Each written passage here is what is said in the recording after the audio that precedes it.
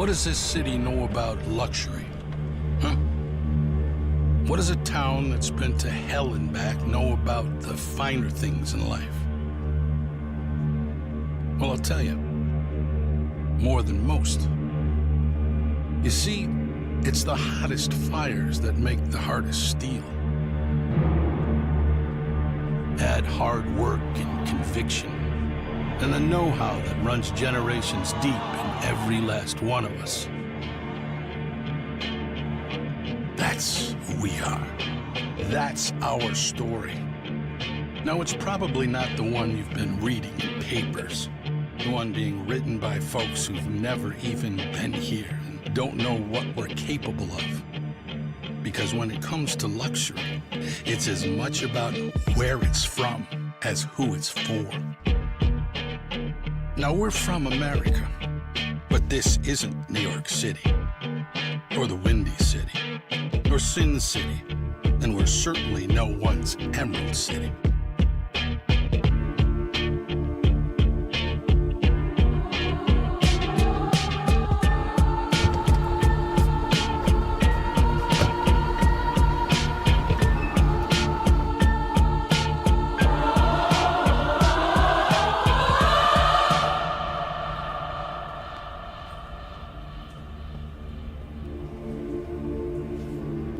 This is the Motor City, and this is what we do.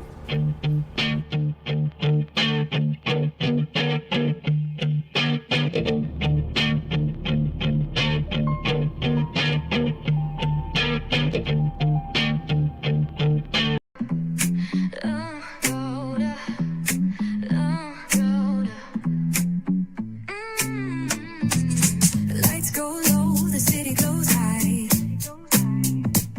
Stories untold under moonlit skies. Braylon got the vibe, got the flow for the culture. Yeah, you already know. Turn it up, lean back, feel the breeze. Late night truths drifting through the trees. It's for the culture, by the culture. Braylon got the soul to show ya. Breaking it down, lifting it higher. Feel the rhythm, spark the fire. Headlines flip with a soulful twist. Behind the scenes where the magic sits. It's the heartbeat of the now and the then, where the story starts and never ends. Tune in, lean and feel the groove. Every moment, a vibe you can't lose. It's for the culture, by the culture. Braylon got the soul to show ya. Breaking it down, lifting it higher. Feel the rhythm, spark the fire.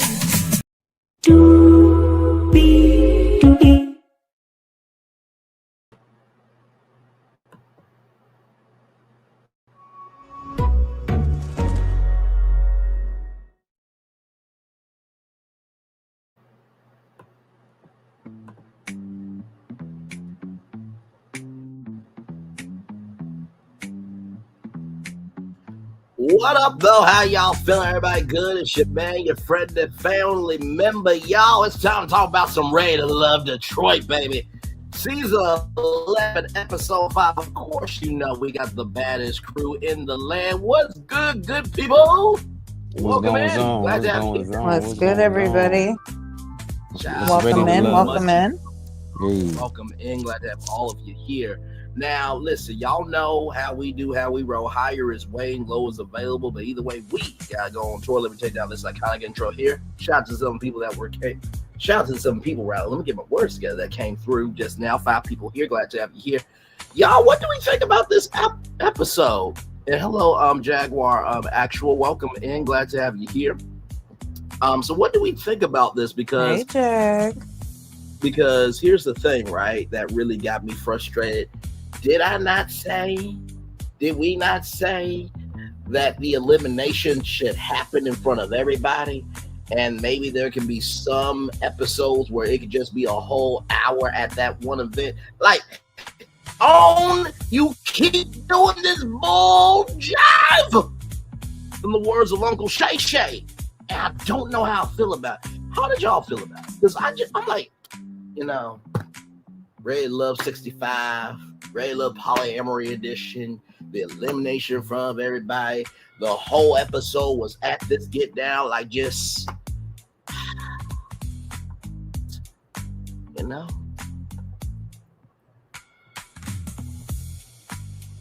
The crazy thing is, Rick Dog, this is the second time they did this. The last time they did it was on the first season. When they did the block party. Yeah, they did the block party. Okay, gotcha. So this ain't nothing new. This ain't nothing that we ain't been saying. You know what I mean? Right. So they did it on the block party last year. Okay.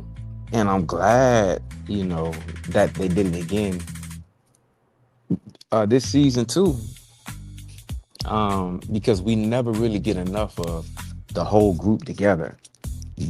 Because a lot of times in a group setting, you can kind of go from multiple people to multiple people, you know what I mean, talking and conversing and really getting to know people, you know what I mean, instead of being on isolated dates. Isolated dates are good, but in this process, you need to be able to touch so many people, you know what I mean, because I'm in an isolated date. I can't talk to my other connections and see who my other connections are talking to and just be more so in the loop, you know what I mean? Right.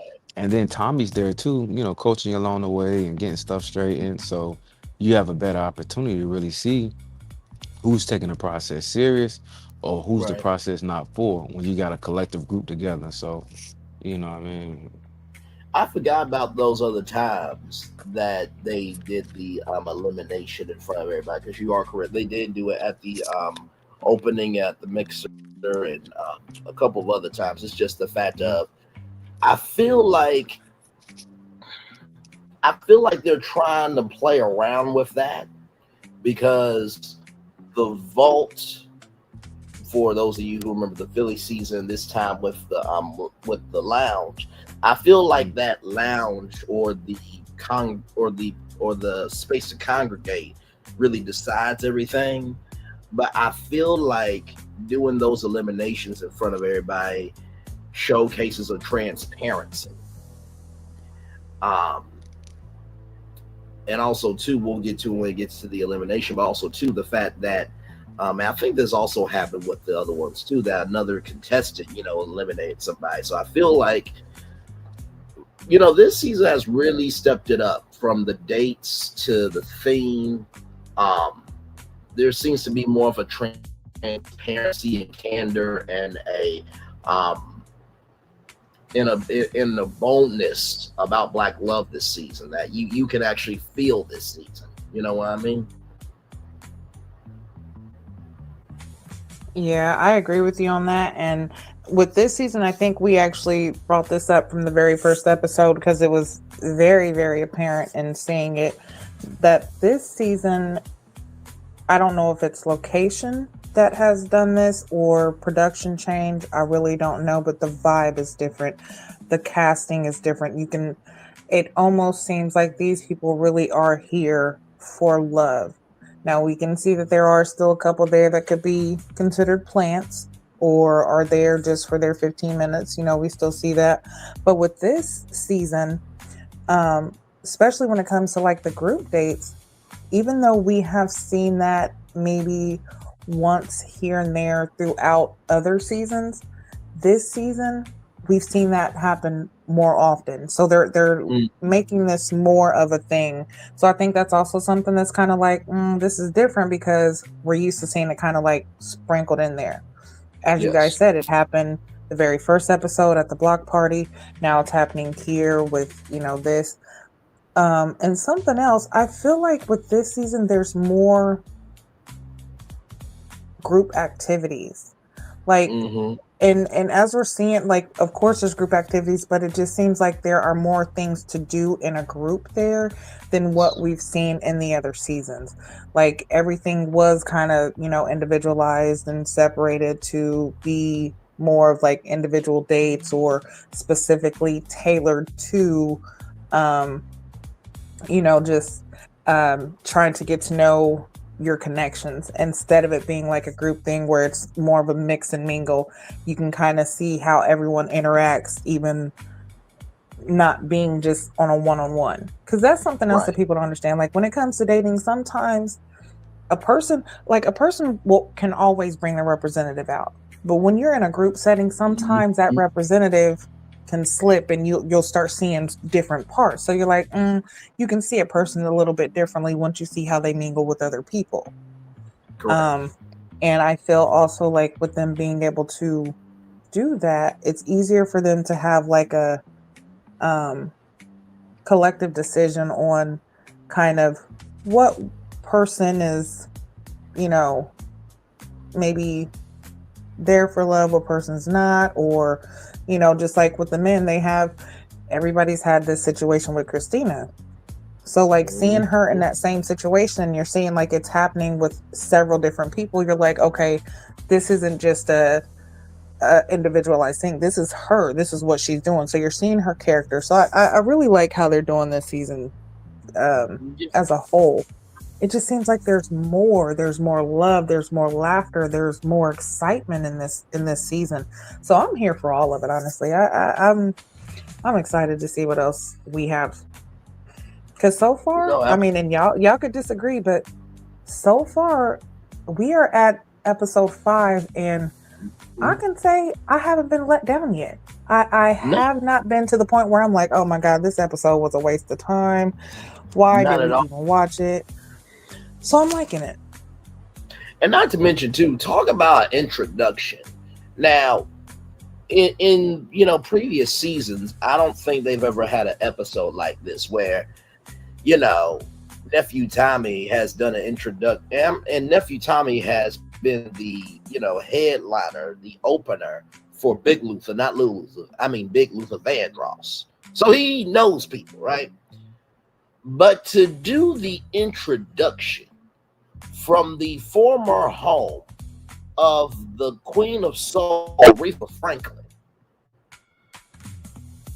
You know what? I have never done this for the production staff, crew, and everybody at home.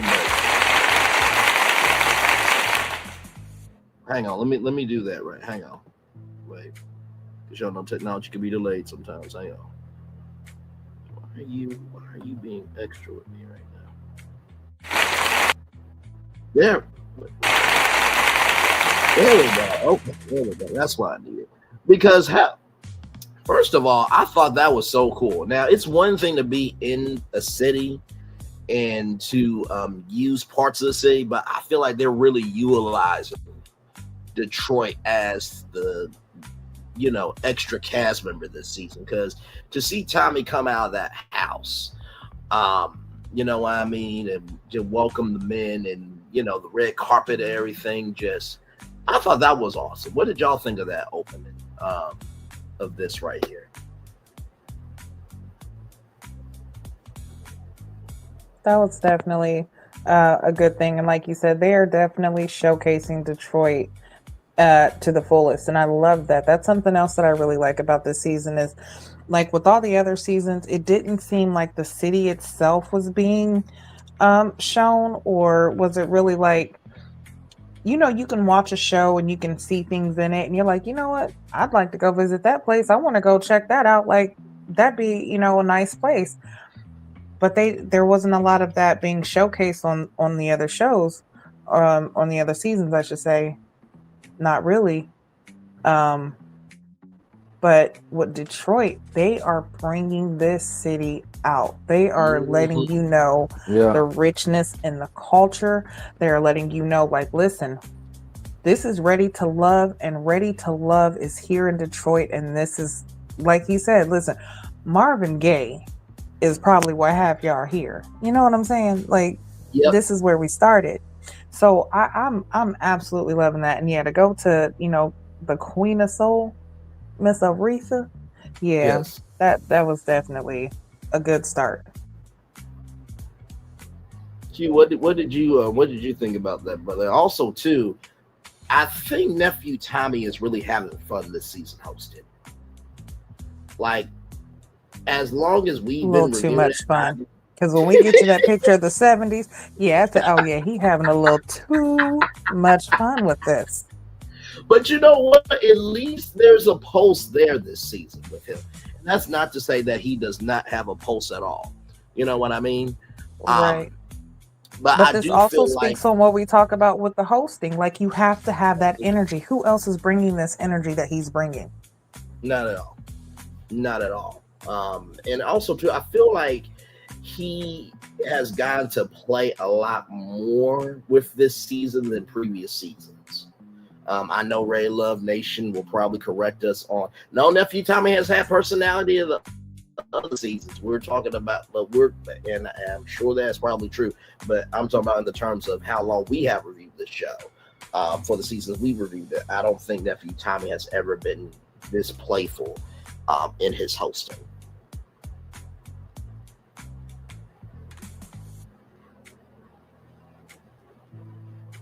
Q, what's your take on that? Oh, I'm sorry. Go ahead. Go ahead. The funny thing about it is, to me, not even the funny thing about it. The next question I ask myself is, Hang on, that's good to see you, gorgeous. Go ahead, Q. I'm sorry.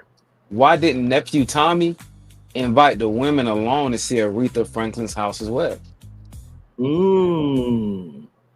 Interesting. I wondered that too. I was wondering that. I actually kind of thought they were going to meet up. Yeah, that could have been. I wondered. Was that going to be your thought, Gigi, as well? When you opened up your mic? Oh yeah, I did wonder that. I was wondering if they were going to meet up there, or like if after, like maybe this was like a conversation that he needed to have with the fellas first, and then bring the ladies after, so they can all get like a nice tour. But then when I didn't see that happen, I was like, well, maybe he has something else in store, kind of like this for the ladies too next week.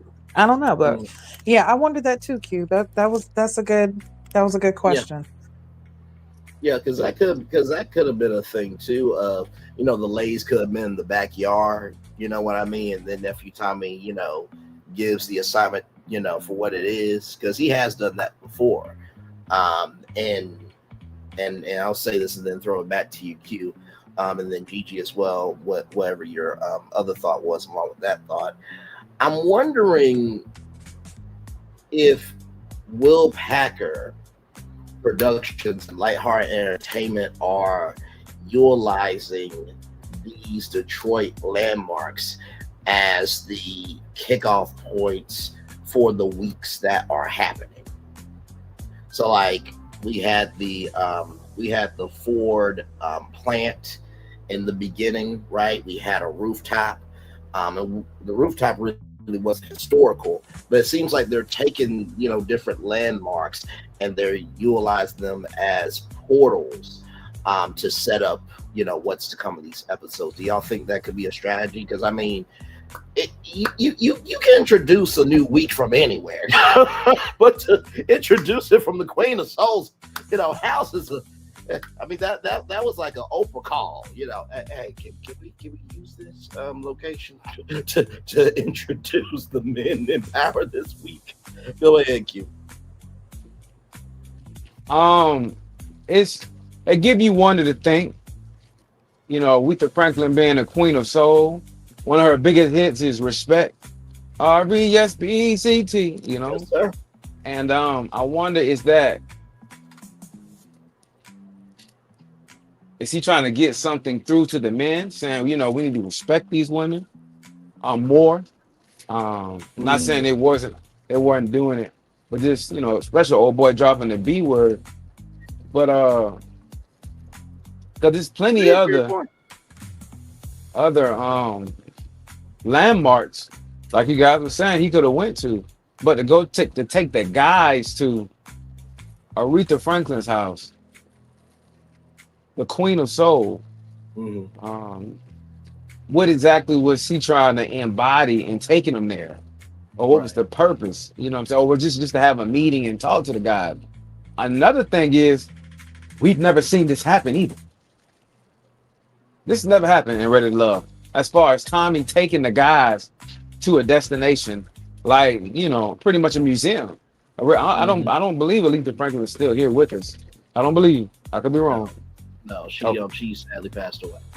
Yeah, okay. So took him to a historic landmark and had somewhat of a conversation with them. So we've never seen this happen in Ready to Love. And like Gigi was saying, it's something going on in this season. I do feel like there's authentic connections. I do also feel that Ready to Love has really thought out this season. And another thing is, this season can be really, really good, but last season was just so bad. Right. Last season was just so bad. Like We were the show last season. we really were. You know what I'm saying? We really were. And I mean, to tell you the truth, I really wish people have tuned into us versus even watching the show. We would have told you what happened. It wasn't too much to talk about, you know. Right, because we definitely did make it. So Q, hold on, Mhm. let me get this right. So what you saying is last season was so bad that anything could happen this season and it'll be better than that?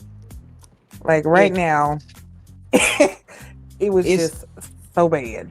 it's so crazy that these last 5 episodes that we watched, every one of them was better than last season. It's not Yep. one show. It's not one show last season or episode last season that was better than these 5 episodes we just watched.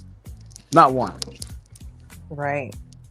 That's Yeah. facts. Because I remember something that Gigi said, and hey Mel, welcome and glad to have you here as well.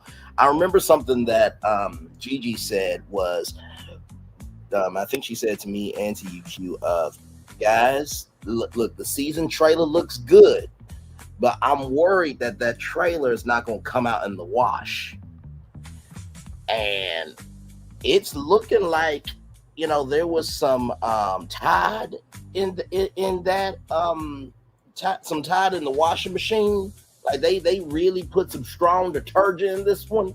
I'm gonna say this is And some industrial Tide wash. sheets, Okay, this right here is they put the like right dryer sheets in. So when I was that gonna Nah, say, thing, listen here, they put this on delicate wash. This had some silk sheets in there. nah. Is there This any way? Is there, not to cut you off? Could they be different executive producers this show than last season? possible. I mean, you have to go to the end of the episode to get those producers and then compare them to the last season. But usually in GG, I think you can vouch for this because you're out there, production capital of the world, California out there. Production crews usually stay pretty tight in scripted shows and unscripted. They usually try to keep everybody together because training, but also to production costs. Because, you know, to have a staff and crew, it does cost as well. yeah. So when it comes to that, and listen, I am not saying that I am an expert, so no one, but from what I do now, especially working on sets, doing production, all of that stuff like that. So most likely production is the same. They will, like you said, Braylon, they will keep the same production crew. Now what will change is your set crew. So when you change locations, you might hire a set crew that's in the state or the city that you're in. So that crew is going to be differently. So they will, whoever it is might set up. I mean, even so, what they might do is give you like a layout. Okay, you know what the show is, you know what the brand is, you know what our target is. Okay, now here you take this, and this is how we want you to set up. So we need this kind of date. We need to this kind of location. You pick the location, but we need it in this area at this time. Give us an idea for how to design the sets so everything is matching up with the colors, so that we can make sure that the energy is high. Like there's so many different things that goes into when it comes to creating like the set in the background that you're seeing, and like all the, that's not necessarily too, it's production, but in production the background is really who really makes everything what you see. So that's really what it could be. It could just be like your art director changed, so they changed the set, they changed your locations. They are the ones who are matching up what you're seeing in the background. They're the ones who are setting up certain locations to landmark or showcase Detroit. Like they're the ones who are behind this. And honestly, it's not that hard with Detroit because Detroit is rich in culture. There is a lot of things, you know, a lot of bad there's a bad rep that Detroit has gotten over the years, but there's a lot of rich culture there. So it's not really hard to find places that, you know, that's going to give you the aesthetic that you need and help bring the show out. And when you top that off with the cast that you have, if you have a good crew and a good cast too, oh, it's just going to make everything a whole lot better. And I feel like that's all how it's came out this season. Yeah. And honestly, with as bad as last season was, I would not be surprised if there was not a few people let go, because that was terrible. Yeah. Okay. So, yeah, everybody could still be the same, but they changed up a few people. You know what I'm saying? And it could just be that you know, those few little change ups that has made the change of what we're seeing in this season. And if they keep this up, we're definitely in for better. Oh, for sure. So, no, but yeah, I'm looking forward to the season. But like you said, Q, last season was so bad that these first 5 episodes have completely surpassed the entire season. Yep. Like I almost have forgotten most of last season because it was so bad. No, But, fully agree. yeah. Fully agree. Hey, thanks for that breakdown too. I appreciate it. You know, give me a Yeah, little no light. problem. You know, Yeah, give me no a little problem. insight. You know what I'm saying? I appreciate it. You know? And listen, I will just say this about Gigi. Gigi is an expert at what she knows, right? And I think sometimes when it comes, and me and Q were just talking about this before the show about content creators and content creation and just, you know, the space itself, right? That a lot of times, you know, there's this thing called parasocial relationships. I'm sure y'all have heard of them. The thing that you have to recognize, understand, and care about is the weight of what you give. Inez Marin has seen me around on YouTube. She knows my weight, right? But that's because I've done the work to build and create and you know, invest in that way, where if I have a moment of vulnerability that I don't know something, Inez Marin's gonna give me love, grace, and space. Same thing with Q and Gigi, because they have seen me. And when you call yourself an expert, they want you to know everything. But always say at the end of our shows, know what you do and do what you know. You can only know what you know.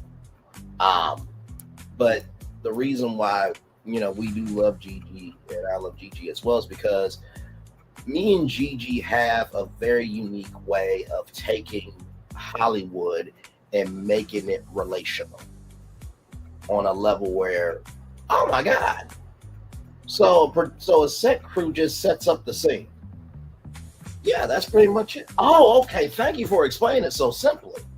So recognize whenever you go to somebody's YouTube channel, the expertise is of what they know. But remember, anybody can say anything, but it takes somebody to execute that with their consistency and their tenacity about how they move within the expertise that they're given.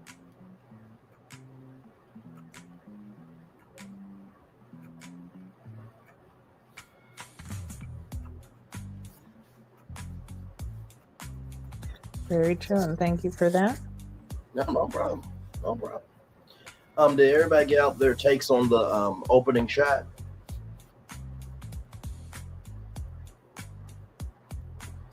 Yeah. Okay. Just wanted to make sure that there. Yes, sir. Yes, sir. All right. Let's get it on. So then our next shot here is this beautiful piano, which it looks like it's been frozen in time. And by the way, at these historic landmarks, they have a team that has the privilege of maintaining these things here. So yes, indeed, I thought this was beautiful. And then, of course, the Queen of Soul right there. Yes, indeed. So they've really done a good job of keeping it in pristine condition. Now, this looked like this was Christmas morning. So this is Chris. And you know what's really funny? At the beginning of the show, right? Nephew Tommy comes out and Darius said that you upstaged a red carpet. And it's just so funny to see Darius with the poof around his neck, and you see all like the kitchen's very unified in the golds and the blues and the browns and the beautiful, artwork in the back, and then you just see this dude with this poof rather around his damn neck. So with that, no, go ahead. It's crazy that you said that, because sometimes when you look at certain things, you be like, man, that man doing too much. You know what I'm saying? But when Darius broke down why he do it, it ain't like he's doing it for everybody. He's doing it because this is him. This is how I rock. You know what I'm saying? Right. I ain't doing this to get your validation or nothing. You know what I'm saying? I'm doing this because this is me. And I'm like, bro, man, to me, I was just like, wow. I gave Darius so much respect. You know what I'm saying? Because he's not just doing it for the show. You know what I'm saying? That's just who he is. You know what I'm saying? And I can respect that. I can respect that. No, for sure. I think that's so important to what you said, Q, because to the naked eye, if you're not reviewing this show, you're just watching it. You're just like, would the Queen of Soul welcome Darius into her house with this look? And Aretha Franklin, for those of you who don't know, she cooked some fried chicken with Diane Sawyer, and they looked like they were two best friends.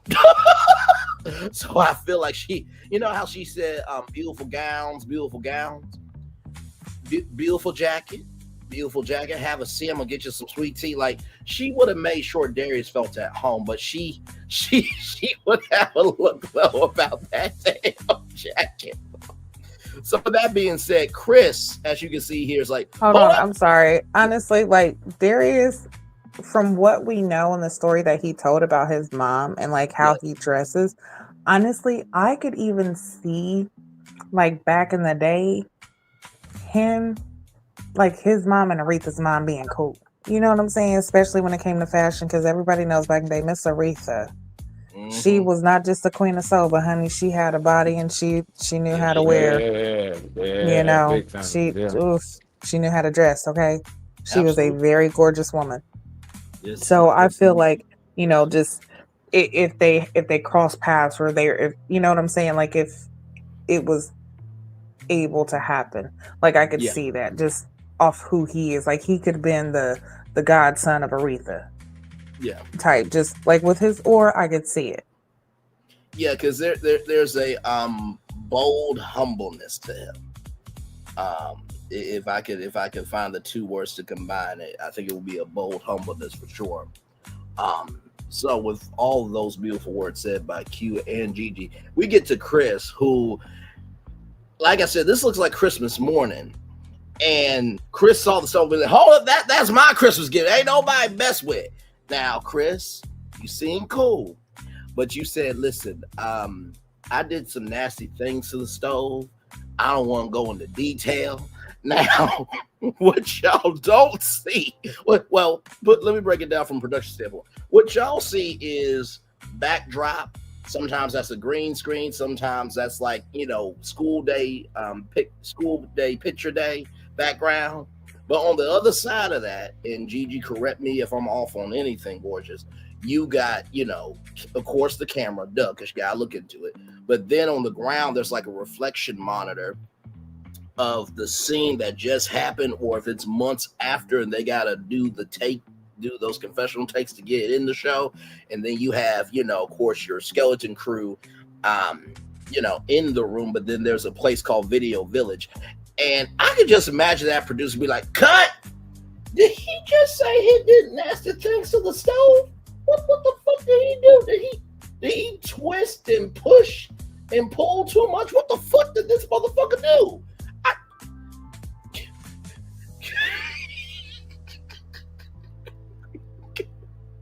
You just see everybody else just walking around looking at stuff, and all you just hear is clicks, and you just hear the gas come on, just click, click. And you're like, what is this sound? And you just go in the kitchen and you just see Chris just turning the stove on and off, just touching the knob. Just, what is wrong with you?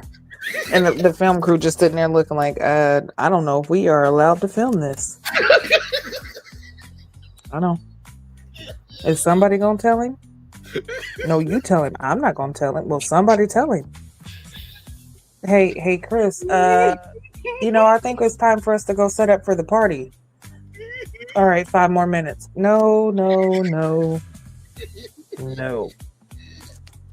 Come on. I don't want to go. Right, because Darius was like, listen, resuscitation. No, I don't want to go. He really seduced that stove. I'm trying to tell you, he was rubbing on that stove. You know what I mean? But hold on. The question is, did he seduce the stove, or was he seduced by the stove? I think he was seduced by the stove. Yeah, it was love at first sight. Yes, that's his ready to love. Like he don't want nobody else. He want the stove. But for him to know the price of the stove was crazy. It's got to be about $70,000 in cookware. I said, God, dog, bro. That was crazy. You know what I'm saying? Oh my God. Listen, he wasn't in the position to give Christina a massage, but he's in the position to get the stove. He will take out loans. Sense at all. He will mortgage his house for this stove. If the stove wants the stars, he will pluck them, okay? That's one thing I love about black folk. You know what I'm saying? Black folk find so many different ways to tell you I ain't got it. My man say, I ain't in position to do it right now. You know what I'm saying? That ain't necessarily saying I ain't got the money for it. Exactly. That ain't saying I ain't got the money for it. He just let her know I ain't in position to do that right now. You know what I'm saying? Correct. I like how I really love his choice of words when he said that right there. That reminds me of this thing I seen, and it was like how Nigerians say they're broke, and it was like one of them said, "My pockets are turned outwards right now." I was like, "Oh shit!" You know what? That ain't the coolest thing to say. Like, "Hey, can I borrow something?" Listen, my pockets are turned outward right now. That's crazy. You know what? That is a relational energy. It really is. Well done to that Nigerian who said that. Well done to them. And by the way, y'all, we're just being facetious, but everything that Gigi said, I could so see that happening because, like I said, there is a thing as the cutting room floor. So I'm sure that they stayed here for about a good hour, 30 minutes, right? Because if I'm Will Packer and I'm like Hard Entertainment, I'm like, listen, let these guys be here for at least a little bit long. We can get some, digital footage that we can post on our own YouTube channel. Like these are Black men at the Queen of Soul's house. There's got to be some, black uckus, which is black and ruckus put together, ladies and gentlemen. Yes, black uckus, okay? There has to be something going down. And then Gigi and Q, can you imagine what the producers were looking like in that confessional when Chris said all that? Like, wait, did you really just say that? Yeah, I did nasty things to the stove. As a producer, hearing something like that, that's called gold. As crazy as it sounds, that's gold because that's something that's going to be remembered. Yep. And it's going to make you question. And now he has transitioned into becoming a star. He was already on his way because of his personality, but now, okay, we have something with this one. So absolutely. that comment was gold from a production standpoint. Oh yeah. And listen, thank God it was him and it wasn't me, because I would say, well, listen, I would love to create some Heat and Dominique, but she wasn't available, so I had to go to the stove. You understand? In order to get my passion out. Because my tongue knows how to taste food, and my hands know how to make food. So, because I couldn't taste nor create heat with my hands, I had to go to what was available. Now, I'm sure. Don't go ahead, Q. Only thing I heard when he said that was, freak elite, Talisha, Tashana, he a freak elite. That's all I heard. Freak elite. Oh man, my man turned over by the stove. My God, Listen, yeah. listen, Darius and said he need resuscitation.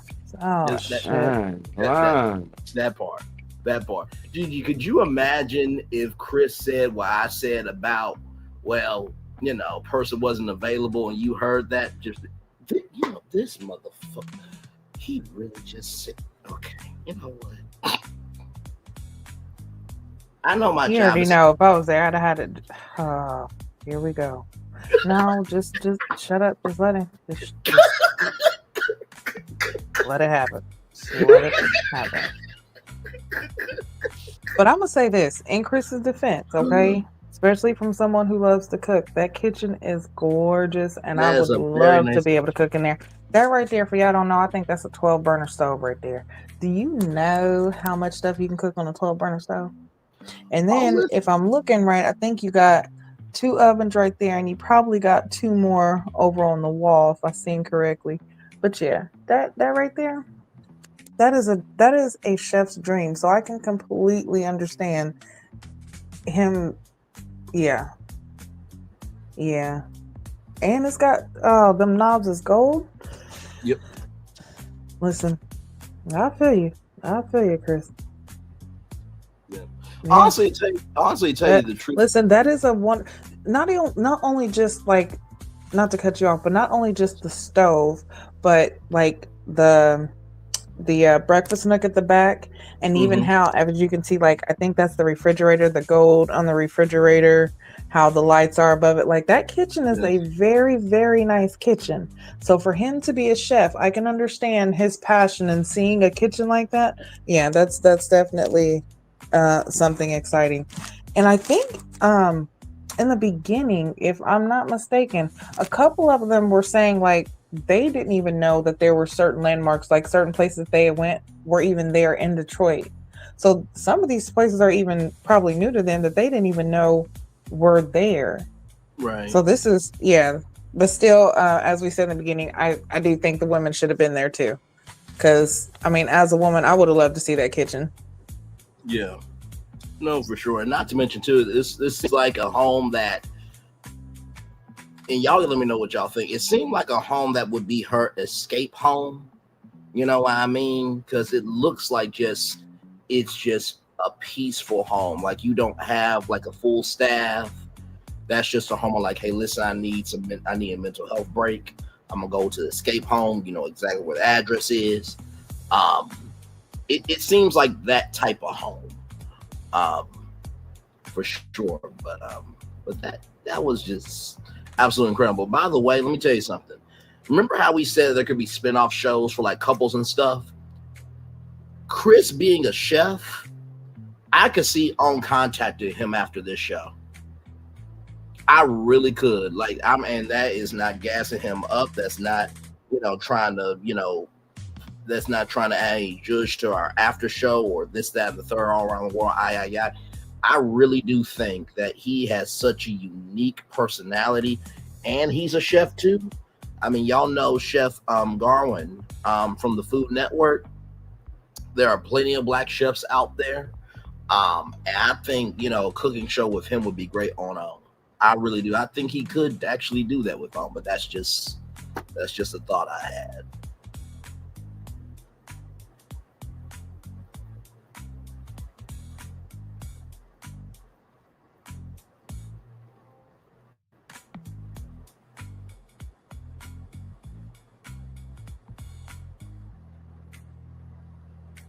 Guys, can you hear me? Yeah, I'm sorry. Can you repeat that real quick? Yeah, no, I was just saying, I feel like with Chris, because he has such a very unique personality that, we've talked about how there could be like a Ready to Love universe, which you should be on that already. But that's neither here nor there. Not like we give you free game all the time on our damn show. But I do believe that in addition to the spinoff shows for the Ready to Love universe and the couples, I do think that Chris could be a talent on his own on the Oprah Winfrey Network. Okay, Yeah. ready to Yeah. cook. Okay, ready to cook. Okay. Ready to cook. Yeah. That's a bonus, Q. I'll give you that one. Good sir. I'll Ready to give you. serve. You know what I'm talking about? Yeah. Okay. I can see it. Yeah. Nephew Tommy taste Ready to testing, love you through the know? stomach. I got You, you. you know what I'm saying? You feel me? I like that. There's a lot of ways to get through the stomach, but that's neither here nor there. But I was talking Mhm. about Chris and his own docu-series, him in the kitchen. Yeah, and like even doing it kind of like the Ready to Love Make a Move series, but Ready to Love, Ready to Eat, Yeah. you know. Um So, but yeah, have him and maybe 20 single women, and yeah, I could see that. I could definitely see that. see that, or even like a docu-series, like he could following him as an actual chef in real life, and other people coming into the kitchen like they do on Food Network, or just Oh like yeah. have a like oh my god, like Hard Hustle Houston, just following his life and stuff. He's definitely got star potential. That Ready to Cook and Yeah. Ready to Eat, I did not see that coming, for sure. But I would love those spinoffs as well. But yeah, that would definitely be excellent, and it could even do a spinoff to where he's on the Food Network and has a and I think that would be something good for him too, because even if he does find love, if he's looking to expand himself as a chef, doing stuff, because there's different shows on Food Network that he could go on, just kind of getting himself out there as a chef if that's something that he's really wanting to do. But yeah, I could see that. That would, yeah. By the way, y'all, it was not my fault about the stomach thing. That was Gigi's fault, and I just added the joke on top of it. Okay, listen. It ain't my fault. What you know about that? What you know about that? Yeah. Oh, y'all gotta understand. I am the oldest one on this panel. Stop it. No, you are not. So did you want to watch any? Did you watch the what's the thing called the verses? No, who did verses? Oh, he was the Cash Money versus Oh, it was Birdman. No Limit. No Limit. Yeah. No Limit versus. I did not catch that. Who won? Yeah. But No Limit did. No Limit did. Yeah, Cash Money wasn't. They weren't prepared. Yeah, they wasn't. Because they was only for the 99 and the 2000. Yeah. They could have played that song 13 times in a row. Might have been another story. Listen. And you know what's so interesting as a side note? That's why when people say television is dying or radio is dying, it's like, as long as there are people who want to create, media is never going to die. It's just going to evolve. Yeah. Because versus, if we really want to be real about it, that is the musical version of Dancing with the Stars.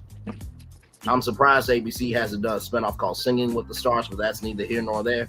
But literally, some catalogs and some artists' careers, just like on Dancing with the Stars, they get revived just by being on verses or even winning verses. Like you get some traction that you might have the makings to have a whole new career. You know what I mean? Or even get to a point where you have more freedom to move in your career. So Okay, well, speaking of verses, but not verses, did y'all see where Cassidy knocked out Remy's boyfriend? He actually hit him? Oh, yeah. Oh, get out of here. Yeah, I'll find the clip and send it, but yeah, I seen that. I think it was like yesterday. I was like, wait, what? That boy keep falling on the ground, huh? I think Papoose, you know what I mean, put him on the ground. Now you got put on the ground by Cassidy? That's crazy. That is crazy. I swear nothing really surprises me anymore. If anything, it's just like, at this point, it's a possibility. Like you get Yeah. All right, Speaking of condition, or getting conditioned, these hairs, these hair looks, okay, these had to be conditioned. Now, Devon, listen, brother, okay, listen, you coming through, all right, with the gold chain and everything. Now, I don't know why Christina looked like she is the understudy for Daphne in Scooby Doo the musical on Broadway. And like I It said, That's in the crazy. corner right now. That is Hold on. crazy. Okay, so let's explain real quick because I don't think we did. So the reason why they did this is because Tommy gave the men the assignment that they are going to go back to the 70s and have Yes. a 70s Motown party. Yes. And they have to go back and make sure the ladies get ready and they get ready to transform and go back into time. So this is their time machine, but I am so sick. Not Daphne's understudy. That's No, crazy. listen, I That's can't. wild. Now, hang on, y'all. Listen. Now, this is nothing but love to the Scooby Doo crew, okay? Because we love some, we love some, Scooby Doo, especially the BBW Velma. Some of y'all cosplay Velma a little too well. Kind of make me want to knock the glasses off your face on purpose, just to not help you. But that's neither here nor there. That's not y'all business. Now, let me pull up Daphne.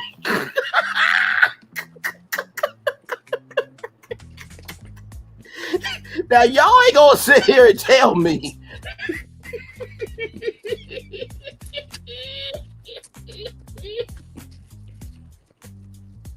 It's just a different color, y'all. That's all I'm saying. You said Scooby Doo understudy. Just That is wild. not the great value Daphne.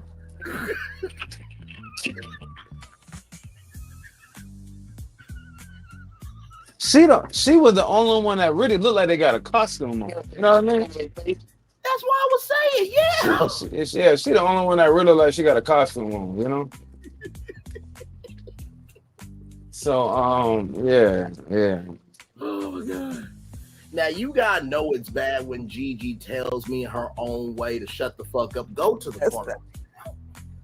What? Okay, so let me ask a question. Are we saying that she followed the assignment or she overdid the assignment? Which one? And you know what? To be fair, I think that look was in the 70s with Diana Ross and the Supremes. So I will give her that. That was the first thing I thought of was Daphne from Scooby Doo.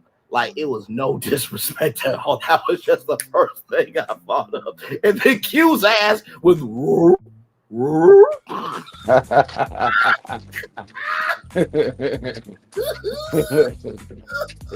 I feel like she completed the look, but I don't think it was the exact look she wanted, Yeah. Right. Yeah, I don't think it was the exact look she wanted. The way she presents herself and from the show and the conversation that she's had with some of the guys,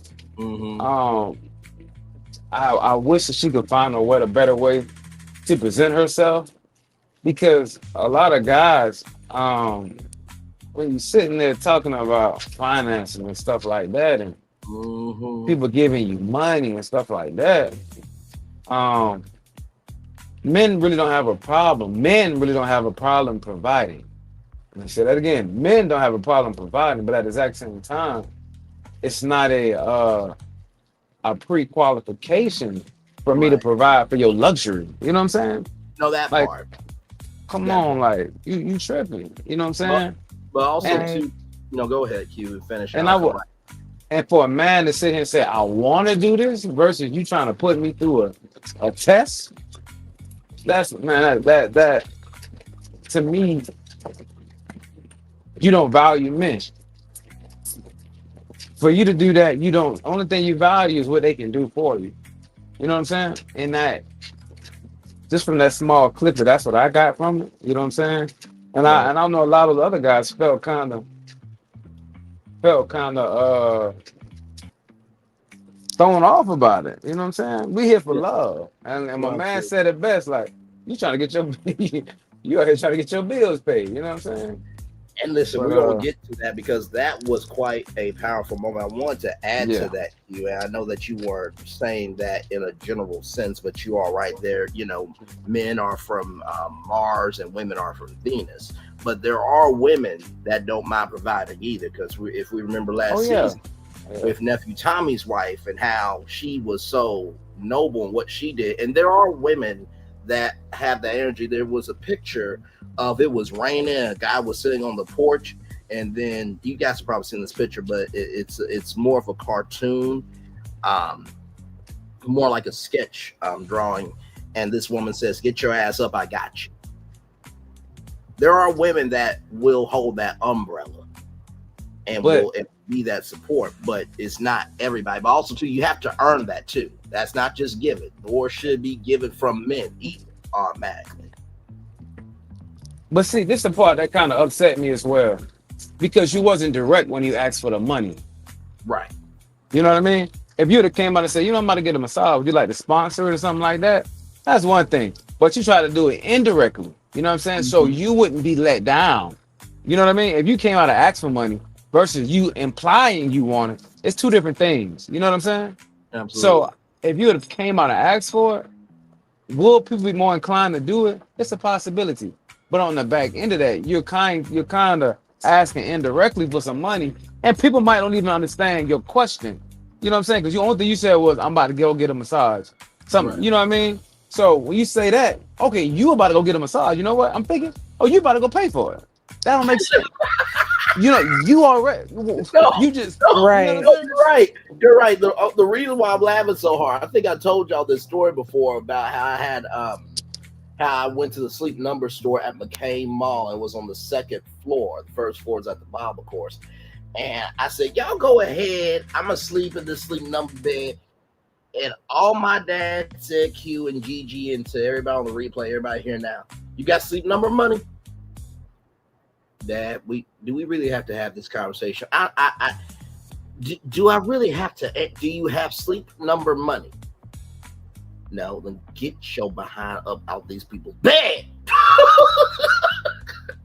So that's why I was laughing so hard, because you're right. It's like, oh, you want a massage? Okay, you gonna pay for it. You got massage money. You know what I Yeah, mean? Exactly. but also it was the way that she presented it, because it wasn't even just like that. Because when she said it in the lounge with the women, when she even said it again, when she reiterated it this time, was like, so, I tested my top three. She let it be known she tested them, and let it be known that she really would like a massage and she really needs one, and it would make her feel special. I think that those were the words she said. It would make her feel special if she Right. could get a massage. Okay, that is like, that right there is, to me, shows what your intentions are. Right. Because one, these are your top three. You're just getting to know these people, and the first thing you do is test them financially. It's like your motives are clear. There's not really too much that could be said about what it is that you're looking for. And to me, it's not love. It's more like a financial backer. Right, exactly. And notice how all three men felt away. By the way, Ashley, I see you with this, kind of sexy kin from back in the day. All you had to do was just do some kin ears. I think you would have nailed it. Then you got Carday here. Now, this was the inside of the event. And shout out to the set designers, the set team, because y'all did y'all thing with this. I mean, like, they got the disco balls and the records with the Ready to Love on them. Like, that is so cool. And a lot went down. So, Dominique is ready to see everybody's side. Bello talks about, this is the home of Motown and rhythm.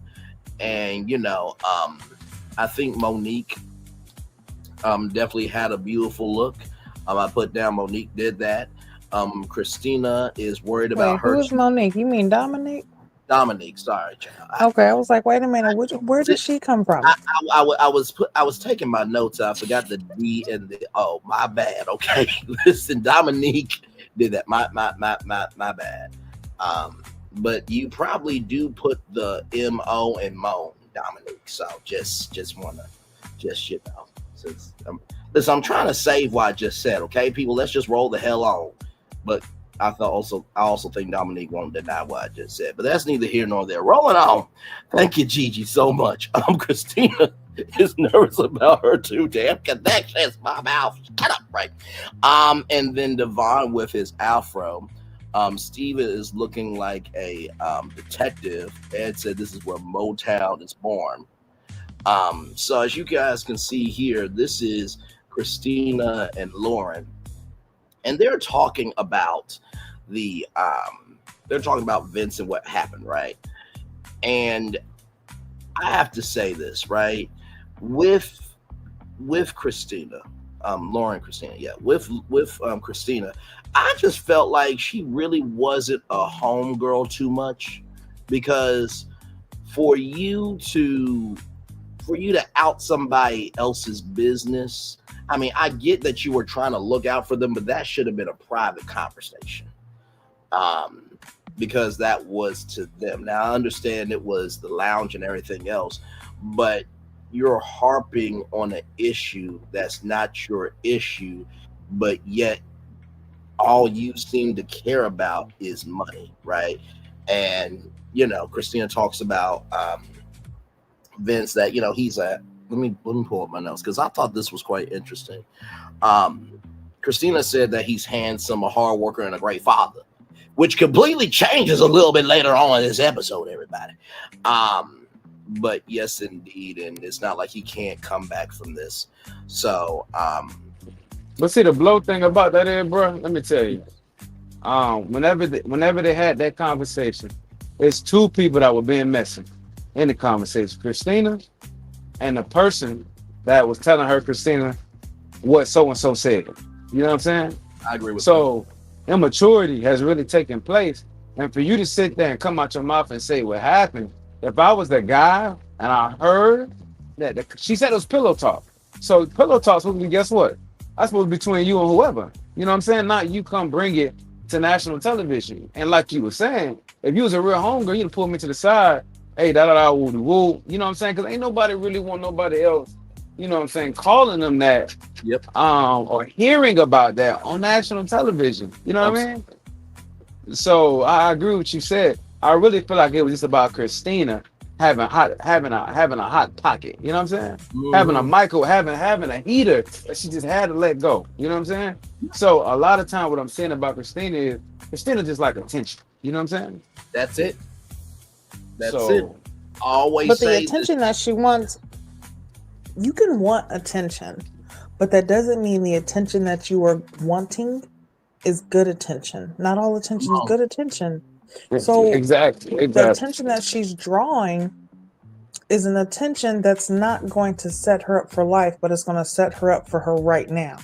And she's not understanding that, because I'm going to tell you, there are guys out there, and I think I said this last week, there's guys out there that'll definitely give you money, and they'll pay for everything and take you shopping and do all those great financial things that you want and have you looking great.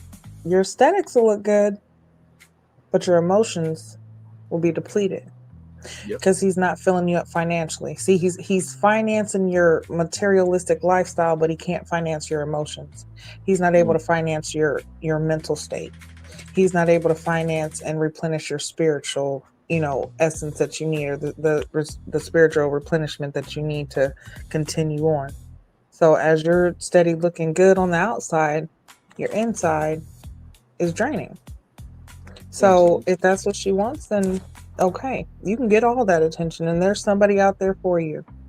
But they also come with excuses, or they come with ass whoopings, or they come with other women, or like I said, they come emotionally detached.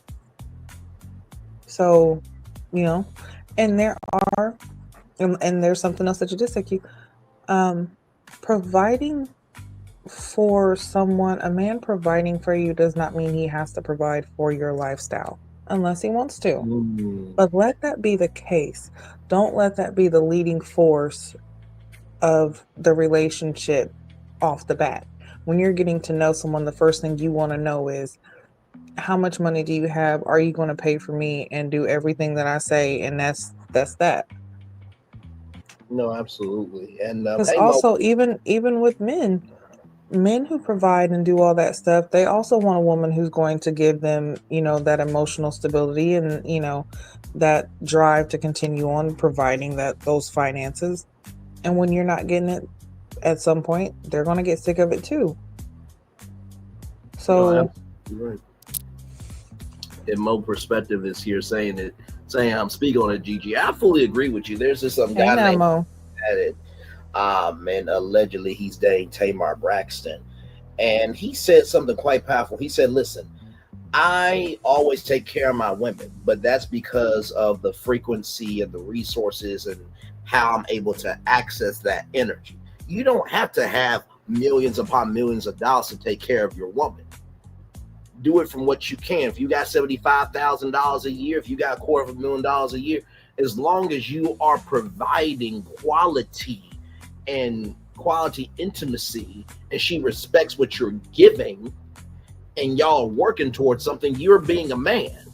A man's not dictated by the amount of money he makes, but it's about the quality about how he moves. And I thought that was brilliant, because it should be the same thing with women. And this prenup thing that has been going on back and forth. I said to a friend of mine, if I ever got married to Jill Scott, which, I know all my friends pop that bubble. It's like, Bray, she 50. Okay, and what's your point? Her black is not cracking, nor is that vagina. Okay, moving on.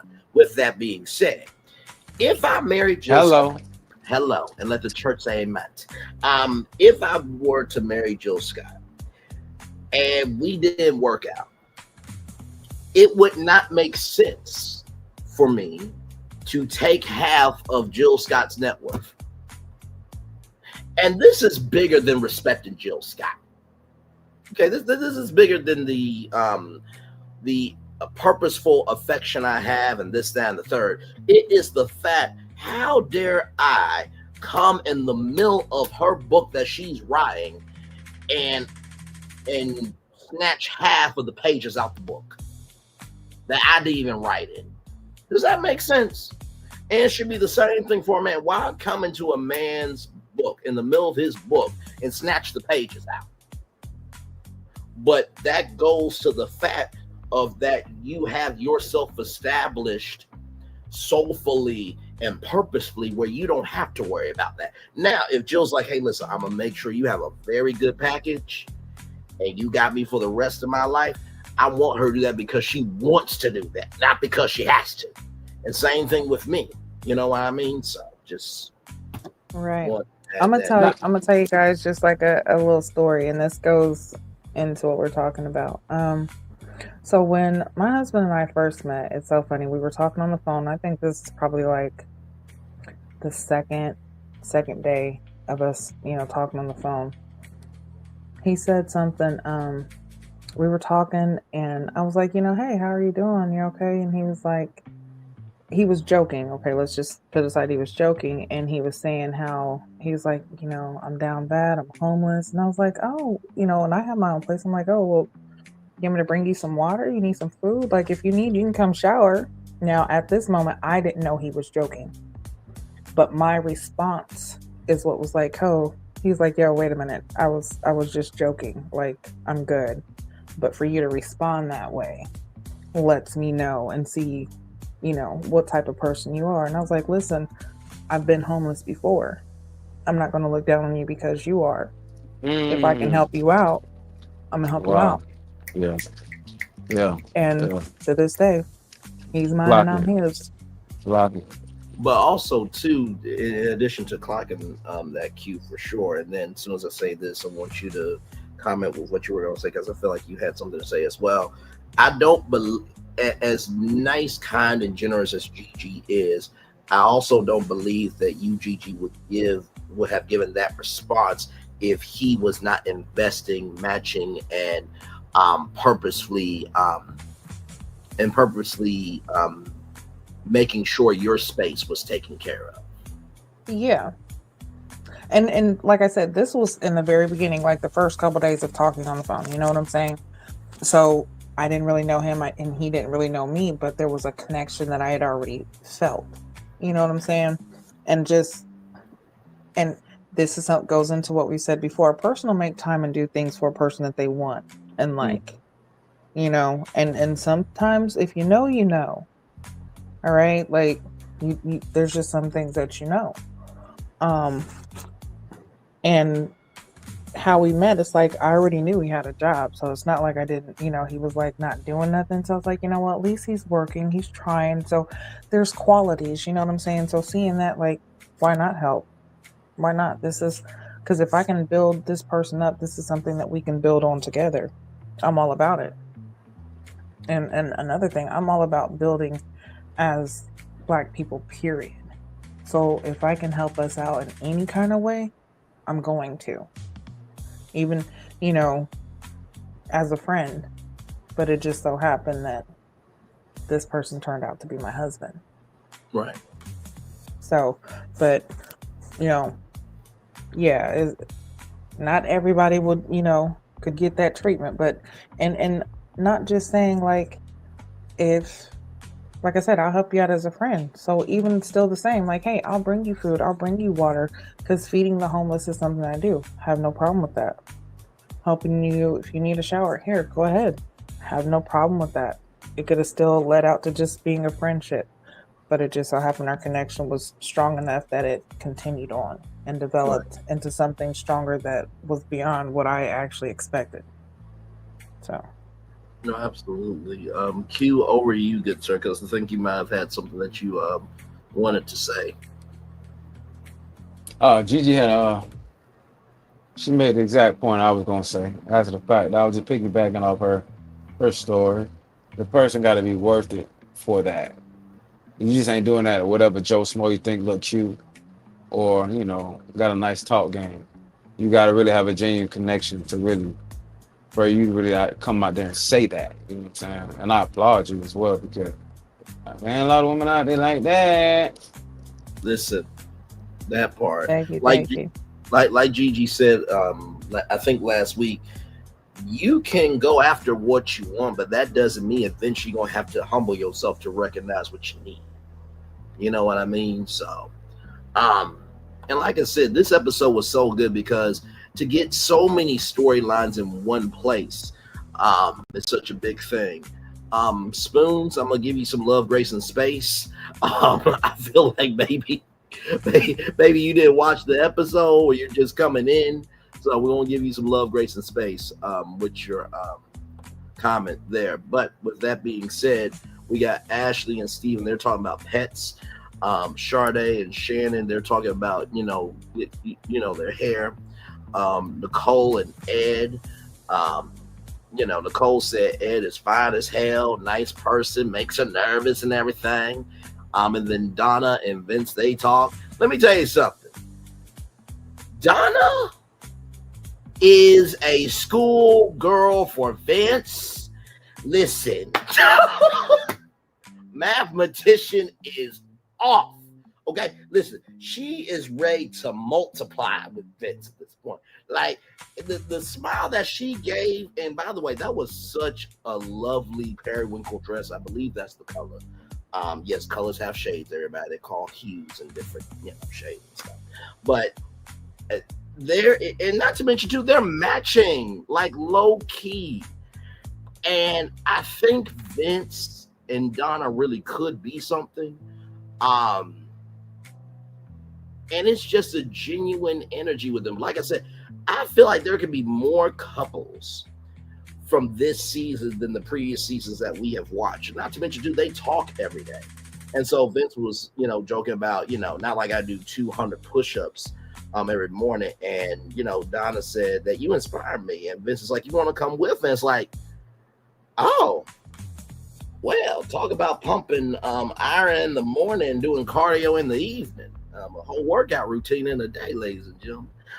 What did y'all think My damn mouth. What did y'all think about this exchange with Donna and Vince? Can I just say, this is why we say trust the process.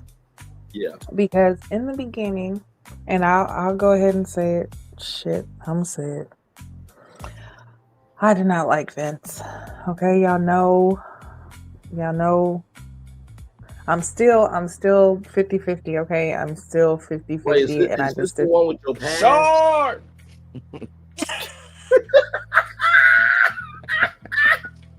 Short. You like right for shit. That's so fucked up. Yeah. So y'all know I'm 50-50 on that. Like, just You're still I holding will say, fast, but there's hope. listen, I will say, because in the beginning I was like, yo, I don't think anybody's gonna like him. Like, his personality, it's just too much. He's about to get voted off. I can see it. But this conversation, I will say, this one with him and Donna gives me a different perspective and actually hope for both of them, because I do think that they do make a good couple, and I could see something building between them. And you are right, Braylon, they are matching. They actually do look like, they coordinated together. So that was actually cute. But yeah, it seems like Donna matches, Vincent's funniness, and she's able to get with it. She understands, she can laugh at his corniness, or even if he's being obnoxious or whatever the case is, irritating. I feel like she can handle it. Not irritating. And, for him to have somebody that can accept him like that, that's a good thing, especially to find in this process, because I was very leery. None of the other women seemed like they matched him, but I could see it with him and Donna. So I'll say I'm rooting for him. Still 50-50 on him, but I'm rooting for him and Donna at this point. Wonderful. You know what, Gigi, I would have to say that that was such a lovely comment. Q, how nice of a comment was that from Gigi?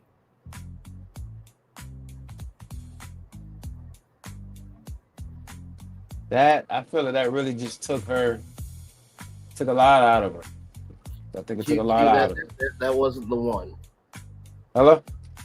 No, the one he was looking for was sharp. Ugh.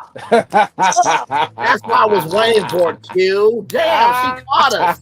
Shit. I gotta do a better job. Being on cue. I gotta do a better job being on. That's sharp. There it is. Sharp. Yes, Go it is. Go ahead. Well done, Gigi, for catching it. Go ahead, Q. Put it in the chat next time. Yeah, lying. That was crazy. That would have been the perfect time for it too. Listen. I guess I wasn't sure. There it is. See, now this is taking that 50-50 back up to like 70-30. No, don't do it. Well, don't do it because of our account. See, I was trying to hint at your cue of like how well was that comment. I couldn't, make you say it because then she would have got it. But I already knew. On the scale of of a comment, how big was the comment? I should have said it. Damn. The season is still young, ladies and gentlemen. But over to you, Q. Oh my god. Oh my god. Oh my god. But I agree with you. I'm kind of rooting for those two. I really feel like they two peas in a pot. And I feel like they look good together. They understand each other. And it's not disingenuous. I really feel like she likes him and he likes her. And it's not just about staying on the show. I really feel like they got a good connection. I really do. I like Donna. I really do like Donna. Donna does seem like she give off wifey energy, but at the exact same time, I feel like it's gonna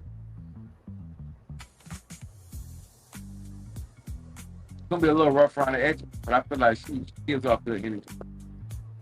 Yeah. No, agreed for sure. And then, of course, we got the host with the most, ladies and gentlemen. Listen.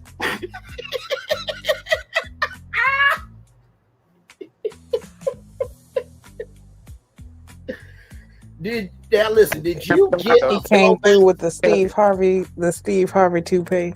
I was about to say, did you go to Uncle Steve for one of his pinstripe suits from his closet? Because you know, men and women, they got their secret closet where they get their secret purchases. But I feel like for some men and women, they are very sentimental about some outfits from, you know, their day. And I feel like Steve might have some pinstripe suits in the back, be like, hey, don't tell Madre I got this suit, but you can go ahead and wear it for Red Love. He was like a young Don Cornelius. Listen. Yep. Listen, yes indeed. But yes, this is Nephew Tommy, y'all. So he, like I said, he is so playful this season. Oh my Lord Jesus. So what did y'all think when Nephew Tommy came on the screen in this? Because I was just like, he you know what? One thing about Nephew Tommy is you cannot say he does not care about his job. He about that. This is what I mean by the aesthetics, though, and the, you know, whoever was the art director on this and actually, you know, made sure to set up everything, because the backdrop is wonderful. It's lively. It makes you feel good. Like, people, if you understand colors, like colors represent different feelings, and when you have multiple bright colors like that, it makes you feel good. So, and like you said, that's so funny. He does look like young Don Cornelius. Yep. But yeah, his hosting style, like, I feel like this season is definitely bringing out the more of the comedic side of him, and the, you know, it's letting him express himself differently too. So, what was your take on that? And I fully agree. I really wish back in the previous season, Tommy's wife would be there, especially doing a little bit of these social gatherings. Yes. And she would talk about, you know, their struggles, what made them go the distance or stay going the distance. She offered good sound advice, just like Tommy. And this would have been a perfect time for her to been there. They look so good together. They look amazing together. Yes. And I listen to a lot of Steve Harvey morning show. Taking my son to school in the morning. And he's on there just being himself. I mean, the same way he acts on the TV show is the same way he acts when he's on the radio host. You know what I mean? And I applaud him just for staying genuine. Just, you know, really being who he is. You know what I'm saying? I really feel like just because Nephew Tommy is Nephew Tommy, I feel like that causes people, you know, to want to watch the show. Let me tune in and see what Tommy's talking about. You know what I mean? Let me tune in and see what Tommy got going on. Let me see if Tommy throwing any curveballs. You know what I'm saying? So, and I really applaud him. And I know he got his feet all on the show. You know what I mean? He got it all on the show. You know what I'm saying? And I really appreciate for what he's doing to Black Date. And he's really changing the culture with this stuff. Absolutely. By the way, as a side note, I feel like this is going to be a future meme. So, like, if I send you this, I'm feeling really good today. I'm feeling good today. Yeah.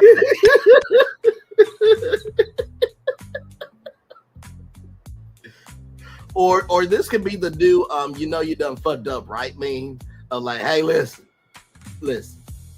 Now I know you know, right? I can be this smooth and tell your business, but I'm gonna allow you a chance to redeem yourself. But listen, hey, big dog, if I post, you know what I mean? What does that mean? I'm back in the streets. Yep, this gonna be a meme. This gonna be a straight up meme. Back in the streets. It's gonna be status update. Posting that old toupee, that means we back in the streets, baby. Listen, Listen, just imagine if Solana, myself, Gigi, or any of your family members, we're all on social media. Hey, y'all heard Q and his relationship? Now what the? Oh, damn it! He posted the nephew Tommy picture with that grin. He back in the streets. Okay, well, we know what his status is. Oh my God. Okay. See, this is why I love these people right here, man. And then right here, child, we go from joy to. And by the way, I gotta say that jacket is smooth.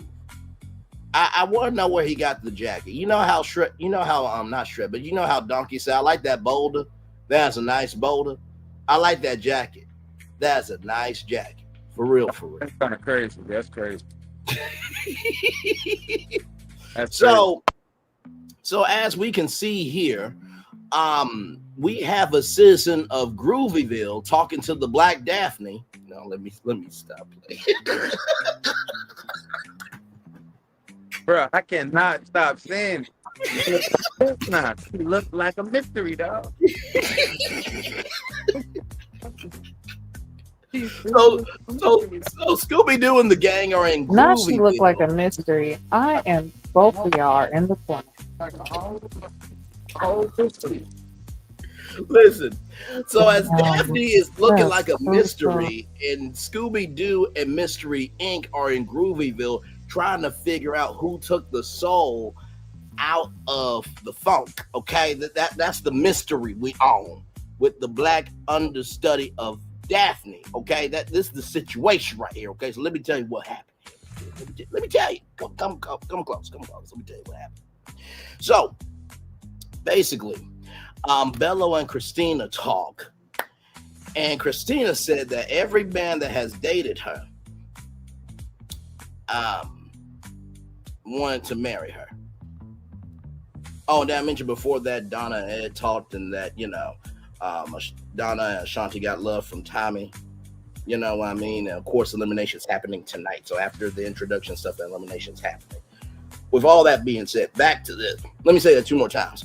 What Christina said. Every man that has dated her has wanted to marry her. Every man that has dated her wanted to marry her.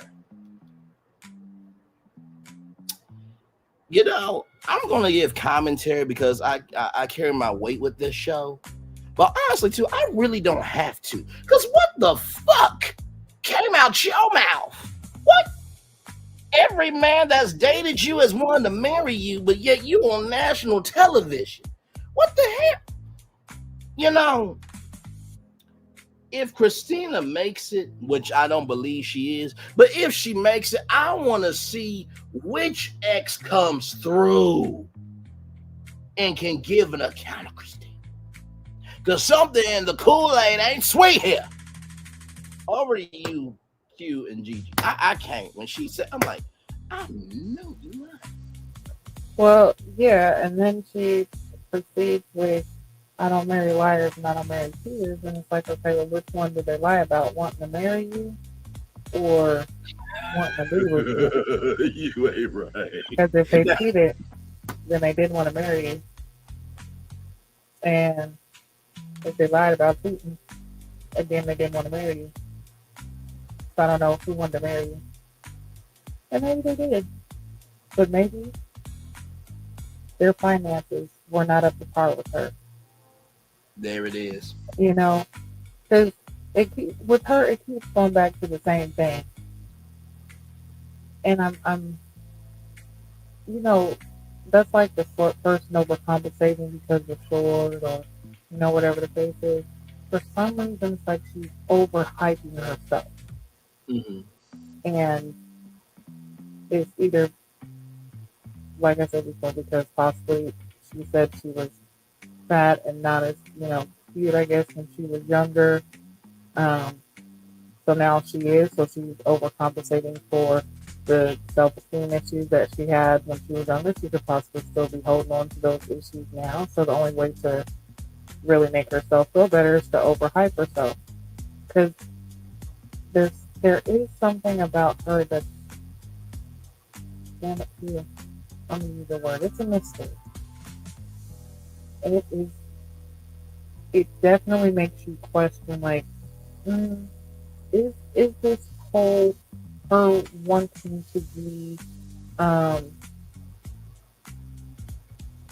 can't even say taken care of, because in her way, it's borderline gold digger. So, I mean, is this a coping mechanism though? Is this her way of like coping, or just trying to see who is actually going to do what she says? I don't know if this is bully behavior or self-esteem issues. If she, this, I don't see her lasting. If she does, I definitely want to see who's going to come through and speak. Because I want to know more. No, absolutely. When you get the chance, it sounds a little bit stacky, but we basically heard everything you said. I didn't want to interrupt your train of thought, but understood. And then Q, if you could come a little closer to the mic for your take. Okay, I got you, brother.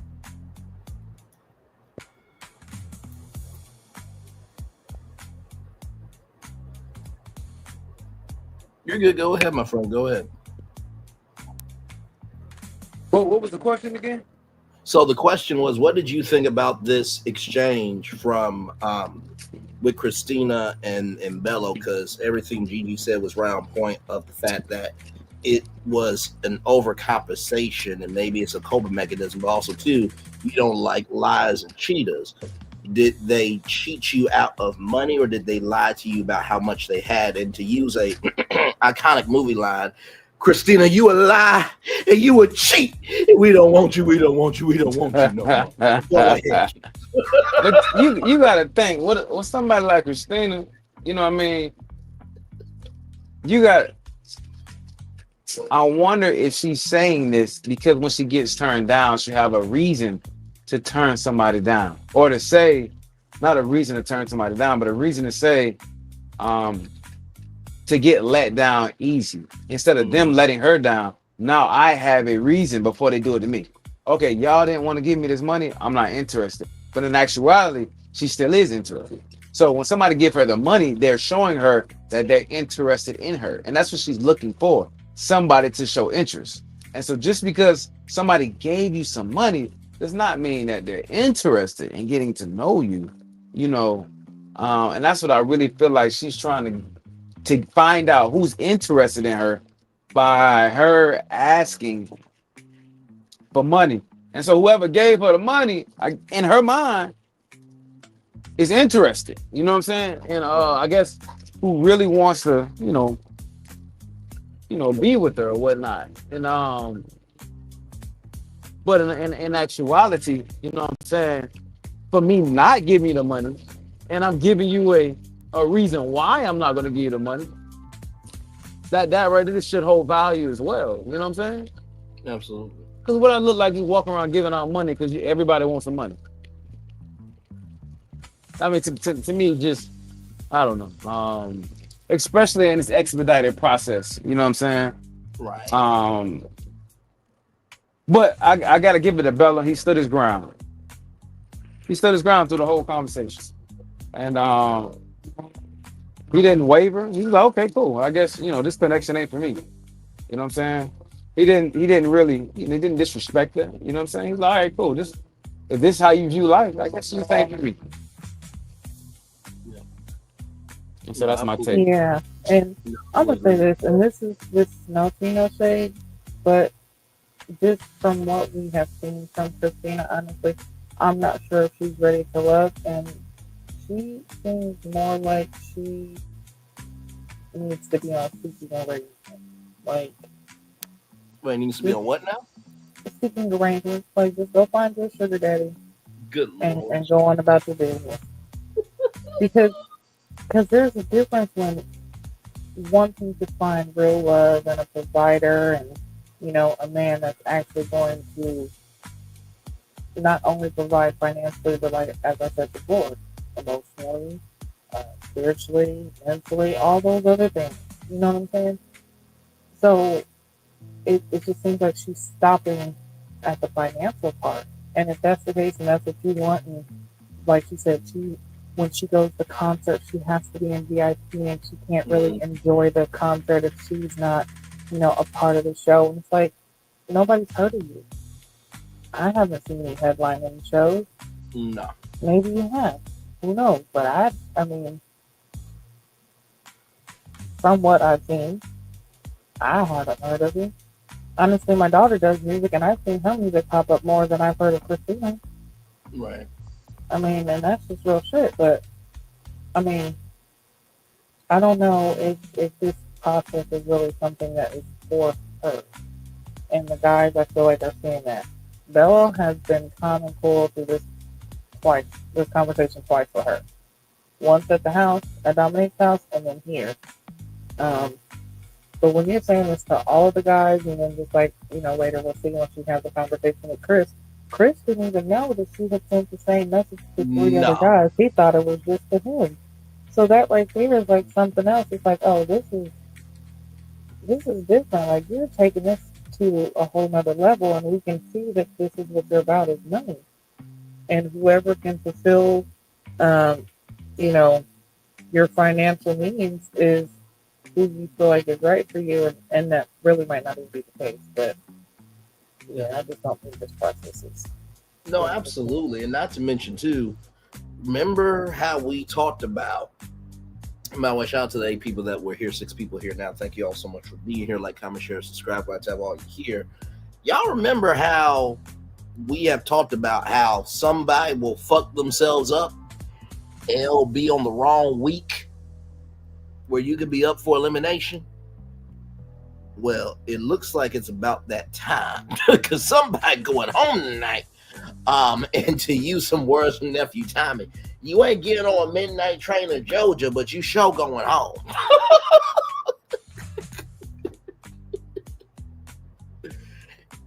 And it's just like, if what I got ain't enough for you, then God bless you on your journey. You know what I mean? That's just what it is. But yeah, that was just craziness, child. So then we got, Dominique. Can I just also say this, that I find that it was kind of shocking to me how, yes, it might have been shocking to them that they were that there was somebody that was going to be eliminated that night. They might not have thought that. But in this process, the process is to try to find love and actually, find your connection. Yes. See who, work through it the entire time. That's the point of the process. So to get scared at the last point, and you're like, oh, somebody's going to be eliminated. Oh, now let me start going. Oh, now let me try to, just so that I can stay. It's like, no, you should have been doing this throughout the whole process. Like, that's the whole point. And even the guys do it too, but it's like, yeah, come on, ladies. Like, No, I fully agree with that because even Donna said that she wasn't feeling, she wasn't feeling at her best if she would be eliminated or not. But as I said to myself while watching the episode, I'm like, Donna, you ain't going home. And honestly, to tell you the truth, I put this in my description box and to the fellas. I know that y'all had to make some choices, but I felt like Donna was just a throwaway choice because you had to put somebody up there, and y'all all damn well know that Christina needs to go home. Donna's a way better option than a Christina. I would rather have somebody, okay, that is at least open to having a conversation about anything and wanted to gain clarity and be a solution than be a problem like Christina. Fight me on it. Because I felt like Don was a throwaway choice. Listen. Donna seemed like the type of person that needs time to, even though this is an expedited process and everything is happening pretty quick. Donna seems like she'll do better if the process is a little longer because she seems like she'll take time to really open up. Yes. And I wish the other guys, I'm pretty sure other guys see that, but you really don't have too many. Let's be real. It's some options out there, but a lot of guys are liking the same women. Yeah. A lot of guys are liking the same women. So a lot of women aren't gonna be getting that attention, on the show. At least some quality connections. Like Christina really don't have any. I don't really feel like she got any quality connections. No. I mean, Chris is not really a connection. What's the Bella? Not really a connection. What's the other guy who talks to Dominique? With the glass, he came with the afro. Donovan. Donovan's not even really a connection either. So you don't have really a connection at all. Yeah. And the thing about it is, I'm pretty sure that Christina has a great personality. You know what I'm saying? Probably a real cool person. But a lot of times, what you think, like what sis say, what you think you need, you're gonna always come back to what you want. I mean, what you think you want, you always come back to what you need. Yep. And she feel like she need a man that's going to really give her the things she need financially. But what you really want is you want somebody who's financially stable to give you whatever else you need, you know what I'm saying, or want. But what you really need is somebody to touch your soul, you know what I'm saying? Mm-hmm. And I feel like if she's open to that, her life will change. You know what I'm saying? Her life will change. Yeah. Absolutely. And also, I want to say, like, when it comes to like the difference with Donna and Christina, you can't. She's not really giving us too much of herself to make us understand who she is underneath the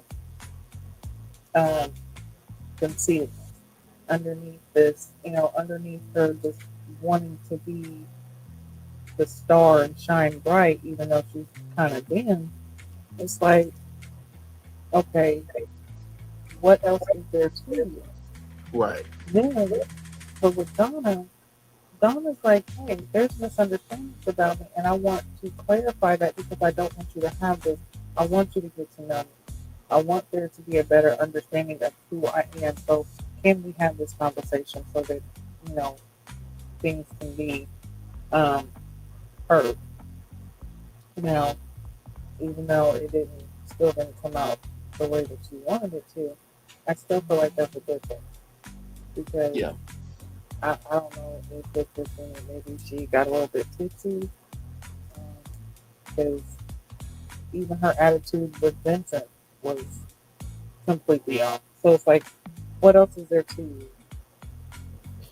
Yeah, I definitely will agree with you on that, Gigi, for sure. That with Christina, she's not really showcasing anything that is worthy of her staying in the competition. And with Donna, at least she is open-minded enough to be like, hey, you know what? I do want to be here. And honestly, too, we've seen this before, Q and GG and everybody, where sometimes it's just the right week and that right conversation that will switch everything around. In this show, we've seen it plenty of times. I mean, it sometimes it's gotten down to the 8th episode and it finally turns around. So, like I said, I know the guys have to make a decision, but I just didn't think that was the right thing to choose Donna, but I understood. But I'd rather have a Donna than a Christina, because at least Donna's a mathematician. She's got some intelligence there, okay? Just saying. So then we got Ed and Dominique, and she's talking about, are you wearing the pants or the pants wearing you? I thought that was a cute moment there. And then Vincent, I have to give it to you, brother. I have to. Let me go ahead and do it. Let me do it one more time. Because this conversation here with Lauren was so humble, so respectful, and it was so grown. I can't find another word for it, but it was so grown because Vince said, hey, listen, I know that what I said is what I said, but I do not believe that you are that at all. I haven't known you that long to call you that. And from the bottom of my heart, I am so sorry. And I do want to see if something can develop with us. And I appreciate the space that we had, and you gave me that energy, and I did not reciprocate it. I mean, he didn't cry, but I felt through his words. I think I told y'all this before. My mom gave me this prayer called the alphabet prayer. That is basically God rearranged the letters of the alphabet to make out what I need to say to you. And my mom has said that, tears are prayers too.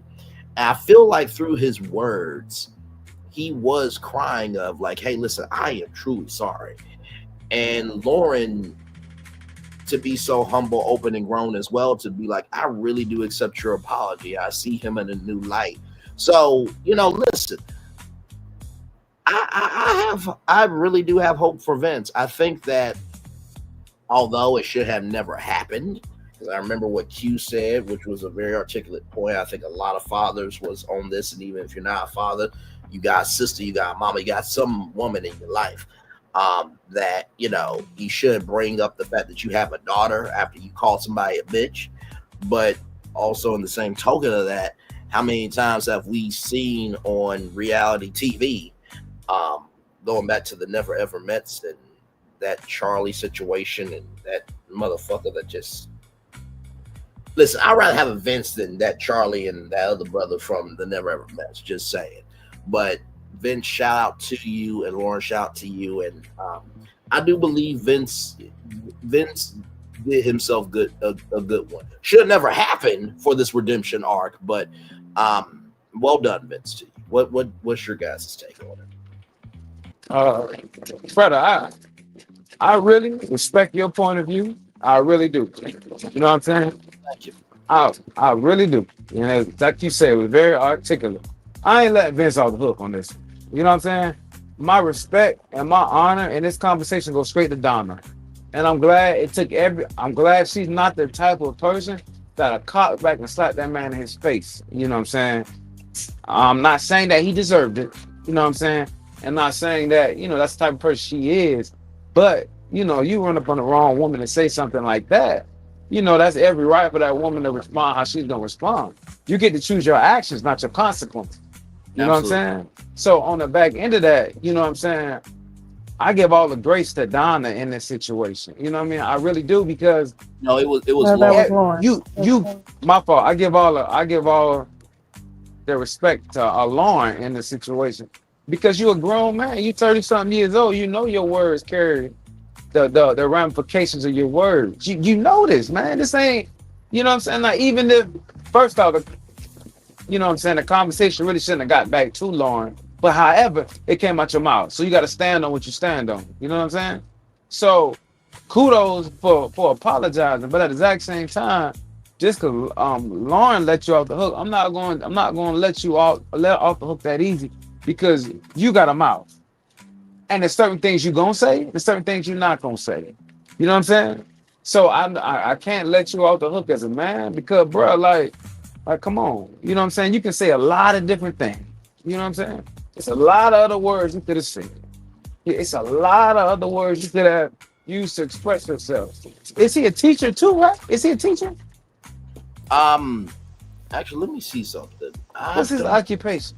Hang on, let me go to OwnTV.com, because they do have the cast list here. Give me a moment. Because I don't know if he is a teacher. I believe he said he was a comedian, if I'm not mistaken. Give me a moment. I'm looking at the cast list now. Oh, field service technician. Field service. Oh, so you ain't got no job, Tommy. But nah, bro. You know what I'm saying? Like, I rock with old boy. You know what I'm saying? He cool to me. You know what I'm saying? But I just really expected more out of him. You know what I'm saying? It kind of was a blow. But old girl just took it so gracefully. You know what I'm saying? And when people respond like that, it softens my heart, because it's like, she didn't deserve that. You know what I mean? She didn't deserve that at all. You know what I mean? She's a tall, beautiful woman. You know what I'm saying? And women come in all shapes, sizes, colors. You know what I mean?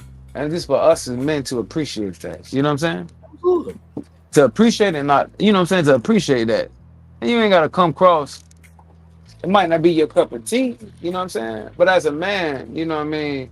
You can respect it, respectfully decline, you know what I mean? Right. But we got to be way more accountable are the words that come out of our mouth. You know what I'm saying? We got to be way more accountable. Or the word, he's accountable after they came out of his mouth. You know what I'm saying? But be accountable before they come out your mouth. So let's do a better job, Vince, and hopefully they'll show Vince in a different light. You know what I mean? Because like you were saying, like you always say, only thing they can use is what you give them. Absolutely. So hopefully, you know, as we go through this process, you know what I mean, there'll be some highlights of Vince, highlighting other things of Vince than besides this one moment. So No, that's absolutely. my take. And I appreciate your take because I think what me and Q bring to this show is, and it depends, right? When Solana hosts the show, she gives a very analytical point of view, right? She is like, right is right and wrong is wrong, but she also has the mental psychology behind it, right? When I host the show, it's more of a social dynamic, emotional dynamic, psychology behind it. And what I appreciate about Q's take is Q is like, listen, and that's the thing about me and Q, we're brothers, you know what I mean? So of course he gave me respect, he didn't have to, but Q understood my take because of the magnitude of the weight of you at least felt something. But also Q was like, as we can feel the weight of something, Bray, let's see if his actions will execute with his words. Exactly. Not what you said, but what you said is not going to be valid unless there's some actions behind it. So exactly. Well said. I appreciate it, brother. No problem. You know I love you, of course. Gigi, what was your take on that, beautiful? So yeah, I agree with that too. Like I said, I'm 60-40. I still don't like them. But yeah, that's definitely true too. I definitely agree, you know, with your stance on the fact that you don't get a pass on that because one, it was unwarranted. There was no reason for you to call this woman that you do not know a bitch, just for no reason. So, it was good on him to apologize. That's what he should have did. You don't get praised for doing something you should do. Like, yep. That was something you should have done in the first place. So yeah, there's definitely no pass on that. But how Lauren did handle it, she handled it gracefully. She did not go off on him. She let him express herself. She let him get his apology out. She received it. I will say that I do feel like his apology was sincere. It didn't seem forced. It didn't seem like he was making excuses for his behavior. He actually took accountability. So I'll give him the grace for that. But other than that, no, that's about it. You did something you were supposed to do because you made a mistake. So now you have to pay for your action. Yeah. No, very well said, Gigi. I do agree with both of your takes. And like I said, hopefully this will show Vince that, hey, you can be more than what you showcase, right? So very well said there by the both of you. So then we get to of course, Sade and Dominique, they talk as well. A very cute, flirtatious thing with Dominique and Sade. And I will say this, right? I think that Dominique, and we can take a moment for this, and y'all let me know what you think, but I feel like Dominique has 3 connections. Bello is really intense for her. Devon, she enjoys his company, and Sade, or Carde rather, is the wild card. Would y'all agree with that? Yeah. 1,000%, bro. You nailed that. You put the hammer on the nail with that one. You know what I'm saying? But at the exact same time, you know what I'm saying? At the exact same time, for her to have 3 different connections with 3 different personalities, you know, to me, and none of them, it seemed like her and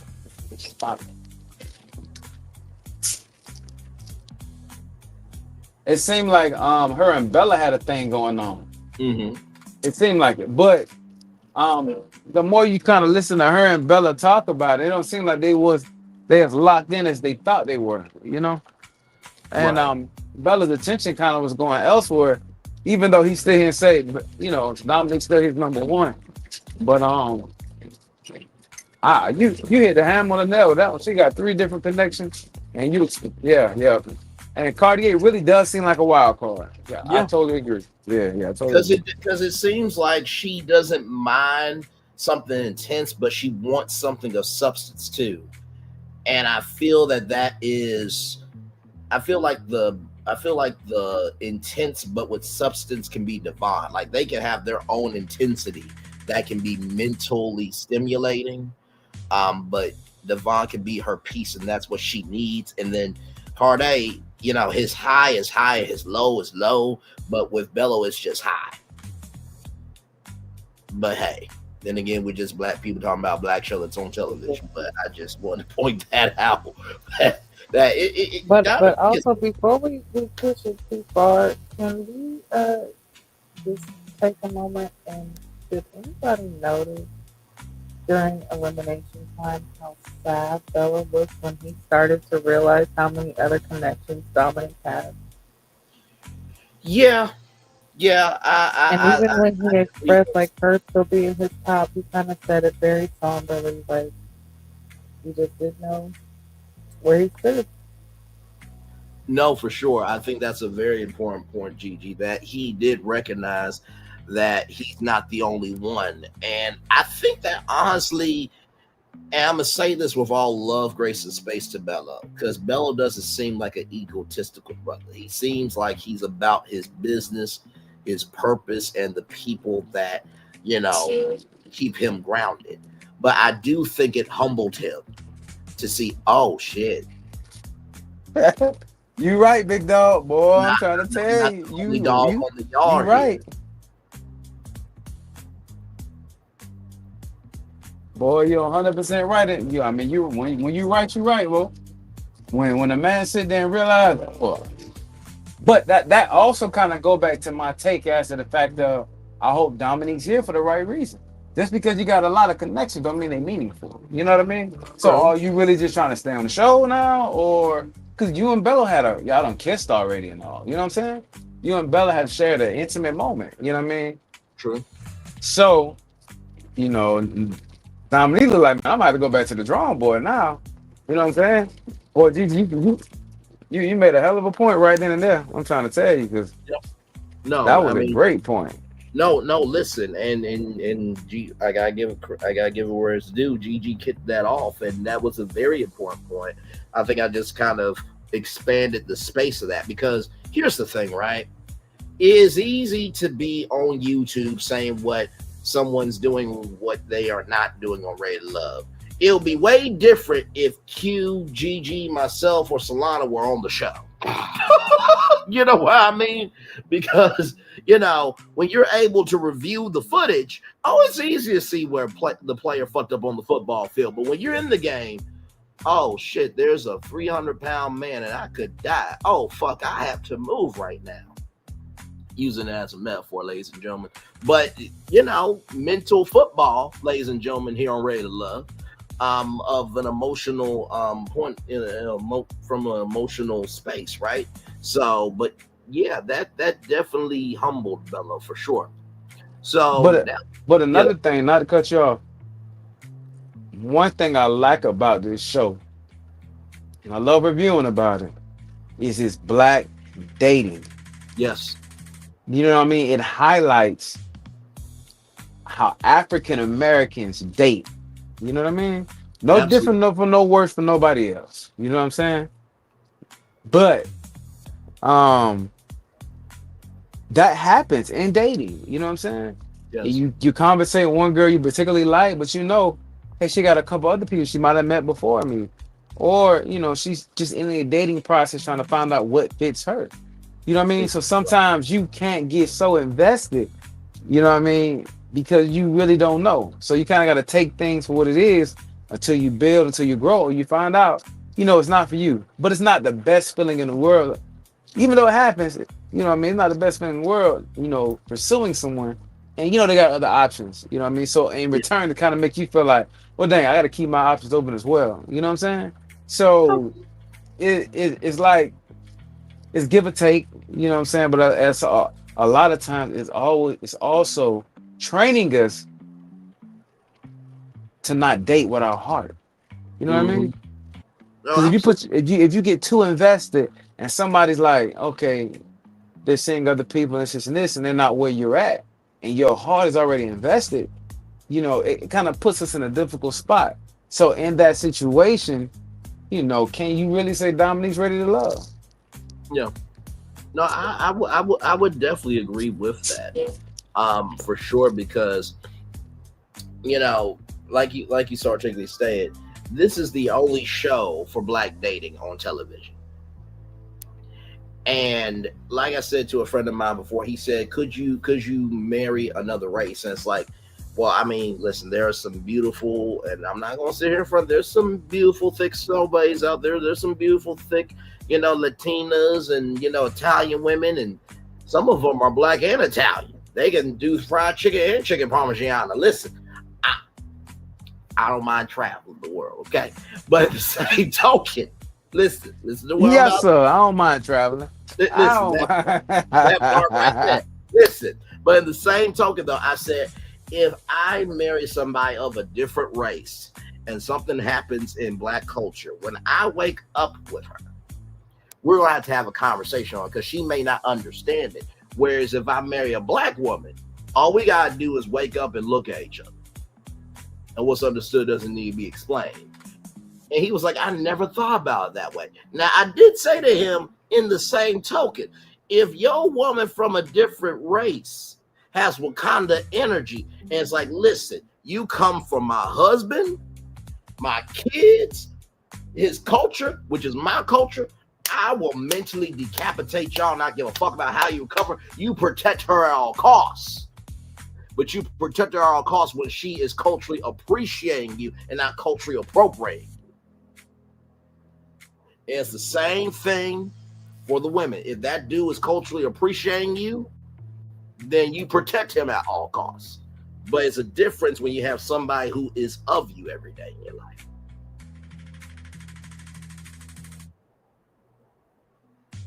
And we can go deeper into this, but church say. Go ahead.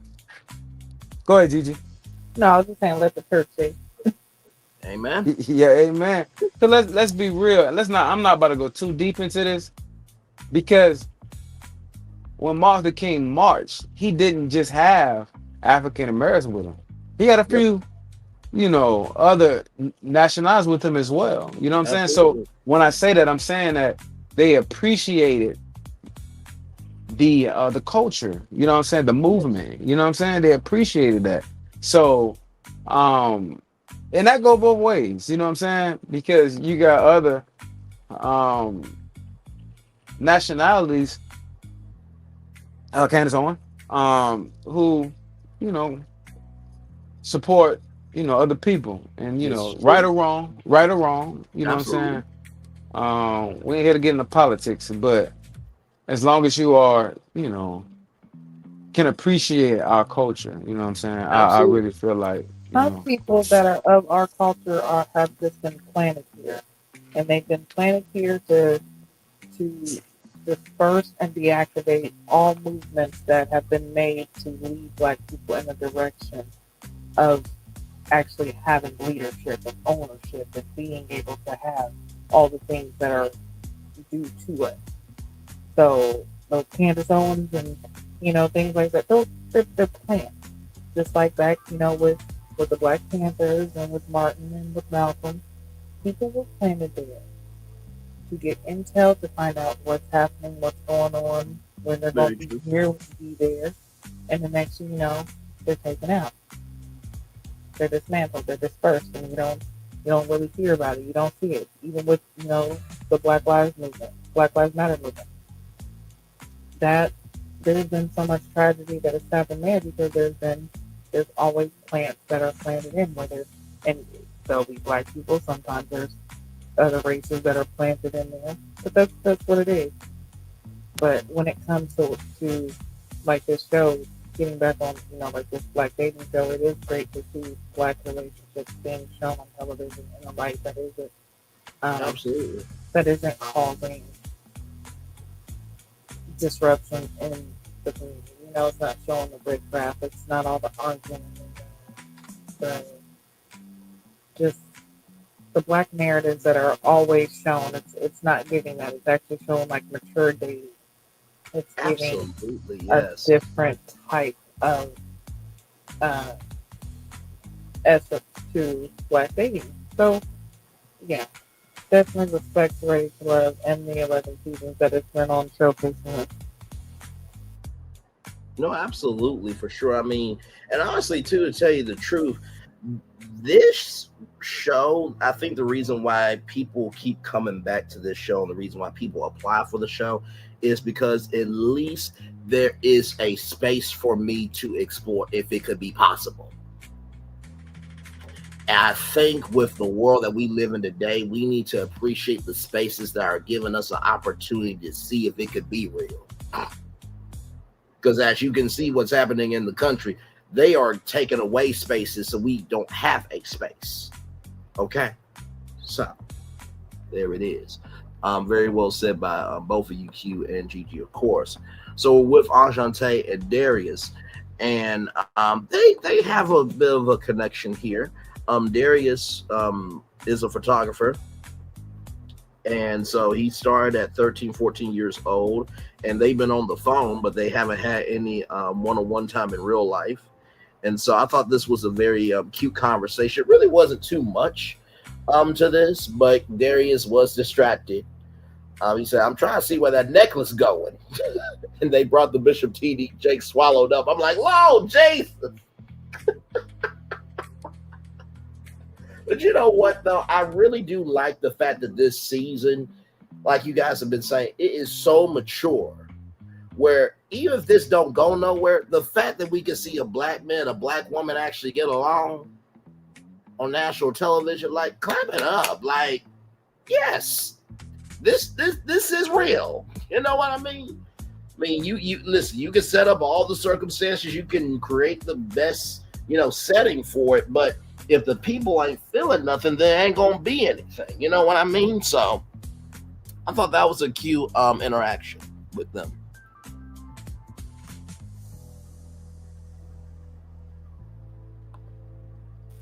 Yeah, the interaction between them is definitely cute. You can see different bonds forming between different people.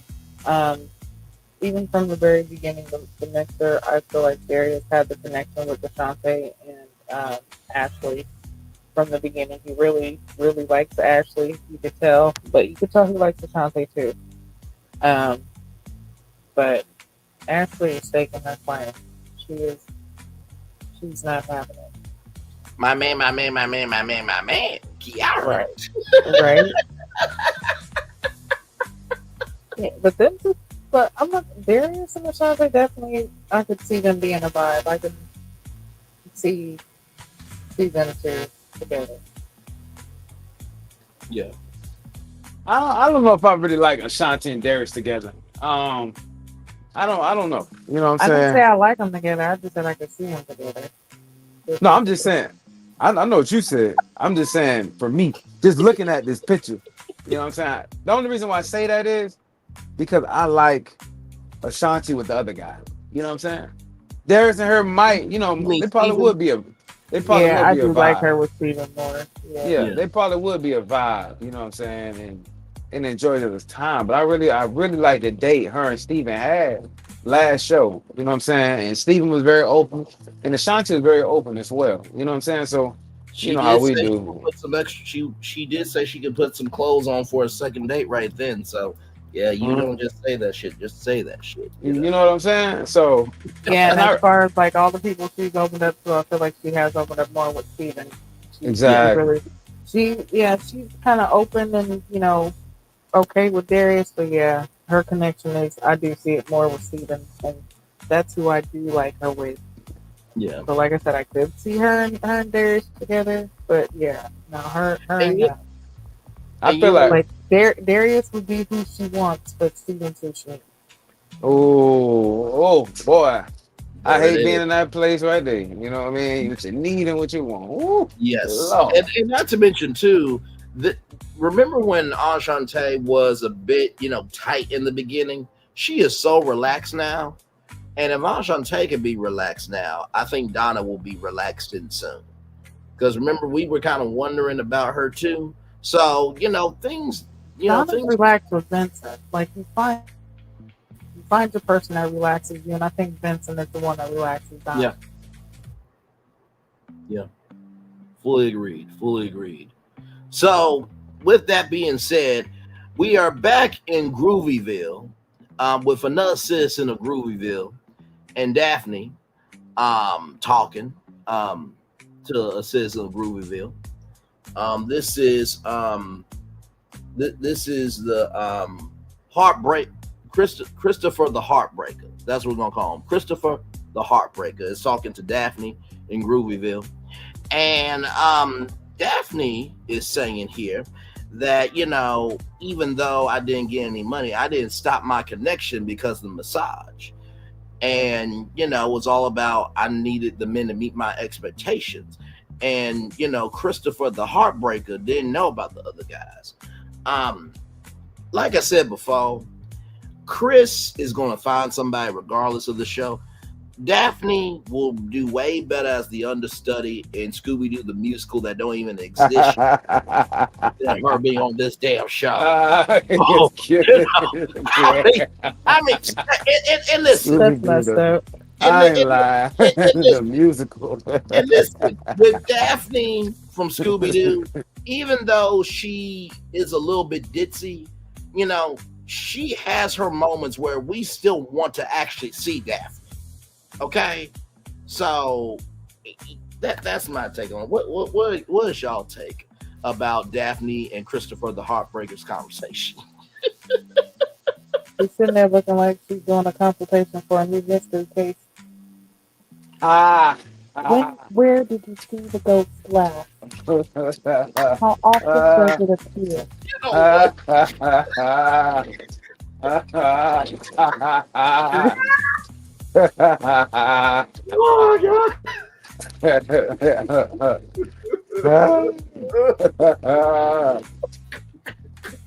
The funny thing about it, I really don't even remember too much about this conversation. I really don't. You know what I mean? It was quick. It was quick. Yes, That's why. It was very quick. And I really don't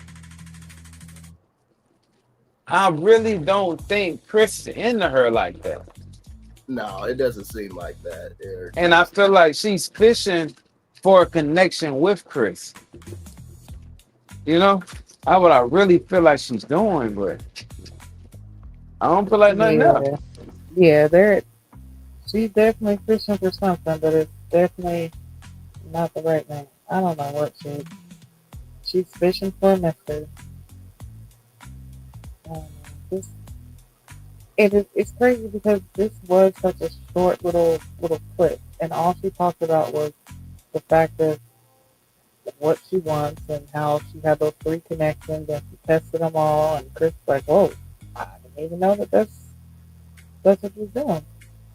Yeah. And you're right. He's in there. He's definitely giving her faith and respect of letting her talk, but he's not interested in what she's doing. He checked out a long time ago. This is not where he wants to be. He's ready for this to be over. Now I do have to say, I did get a text message from Casper the Friendly Ghost as we were live. Y'all know Braylon knows a lot of people.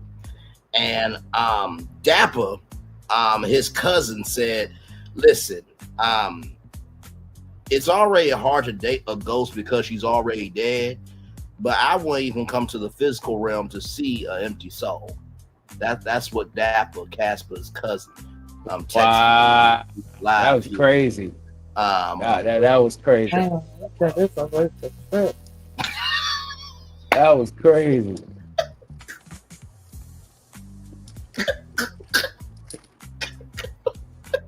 Sorry.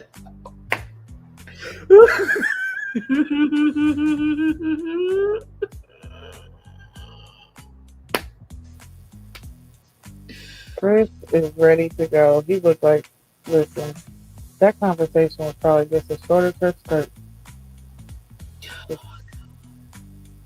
Just get out of here. He's looking like he think, in that moment when he, like, I don't know if y'all had this moment, but you ever been around somebody that you just really either can't stand, don't want to be around at that moment, or you just got a lot of shit on your mind. And they steady talking, but you're thinking about everything else but what they're saying. And some stuff don't even make no sense about what you're thinking about. You're just like, you know what?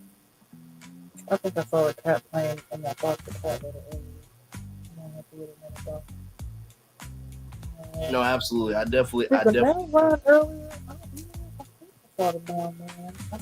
And they just steady talking, and you're thinking about everything else. Like, you know what? That table over there done got 3 glasses of water, and they have not even drinking. That's crazy. Oh yeah, no, I'm listening. What did you say? Wah, wah, wah, wah, wah, wah, wah, wah. That's where Chris was. Yes. Yeah, look at his face. His face is like he is everywhere but right there. Yep. He's not there.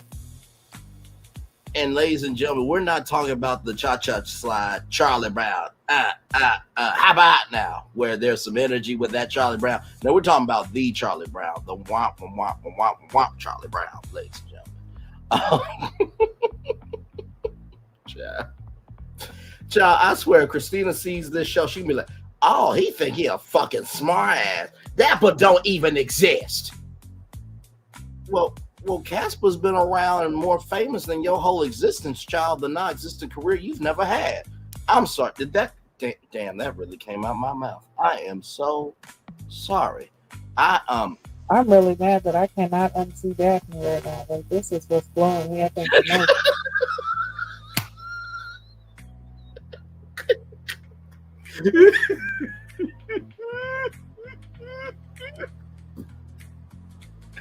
I really did just compare Daphne Christina to Casper the Ghost in the franchise of the intellectual property and how famous he is more than a human being. Damn, I mean, I've done some burns on this after show review that we've done here for many seasons, but I don't think I've ever done a burn that bad before.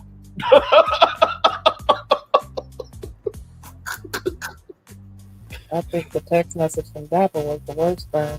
That part. It's already hard to date a ghost because I'm dead, but if I will even come to the physical realm to see a dead soul, that was fucked up. Dapper, that was really fucked up, bro. You didn't have to do Daphne like that. You really didn't have to do it like that, but we're just gonna go right along. So then I just have to say this, like, Dominique, I know you fine, but like, Jesus, just it's the hair. You know, she would have came in on some blonde afro shit. She would have been a Fox and Clea motherfucking Patra from Austin Powers Goldman. Jesus. She do look like a bad man pajama. Listen. I feel like she really stole the show. You know what I mean? Yeah. With this look. Her look really stole the show. Mm-hmm. No, absolutely. Listen, baby lucky I wasn't the DJ. Hey, listen, this next song is called She a Bad Mama Jammer from Carl Carlton. Her body measurements are perfect every dimension. Dominique, get your motherfucking ass out on that damn floor. Listen, Will Packer and Gigi. Braylon, would you shut your ass up? All you gotta do is play music, motherfucker. What was I supposed to do? I brought back the DJing. I ain't lying to you. It's gonna have to come a point where I'm just not to make sure your mic is not on. Don't cut it on. No, just leave it up there. No, just leave it up there for pop. Don't cut it on. Wait a minute. Now my mic ain't on it. It's a prop. Listen, let Q and Solana be visiting ready to love. Solana will be like, I think that was the best thing. And Q was like, nope, that's my homeboy, that's my dog, that's my brother. He ain't said nothing wrong. He was just telling the damn truth. All the way.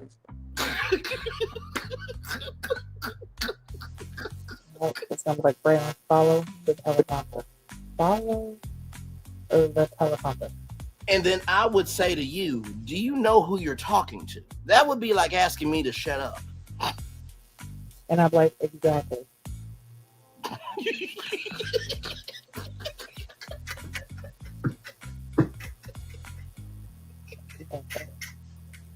Anyway, but yeah, Dominique is definitely gorgeous. We can see why she has so many connections. Yes. Okay, it's not even just her outward beauty. She definitely has a personality to match. She loves to smile. You can tell she loves to have fun. She's definitely a very positive, good-spirited person. She has goals and aspirations, things that she wants to do with herself, things that she's already done. And she knows what she wants, which is a very, very good thing. And I like the conversation that her and Bella had, and she kind of came off like, hey, what's going on? I thought, you know what I'm saying? I haven't talked to you all night, and I talked to everybody else but you. And he's like, yeah, wait a minute.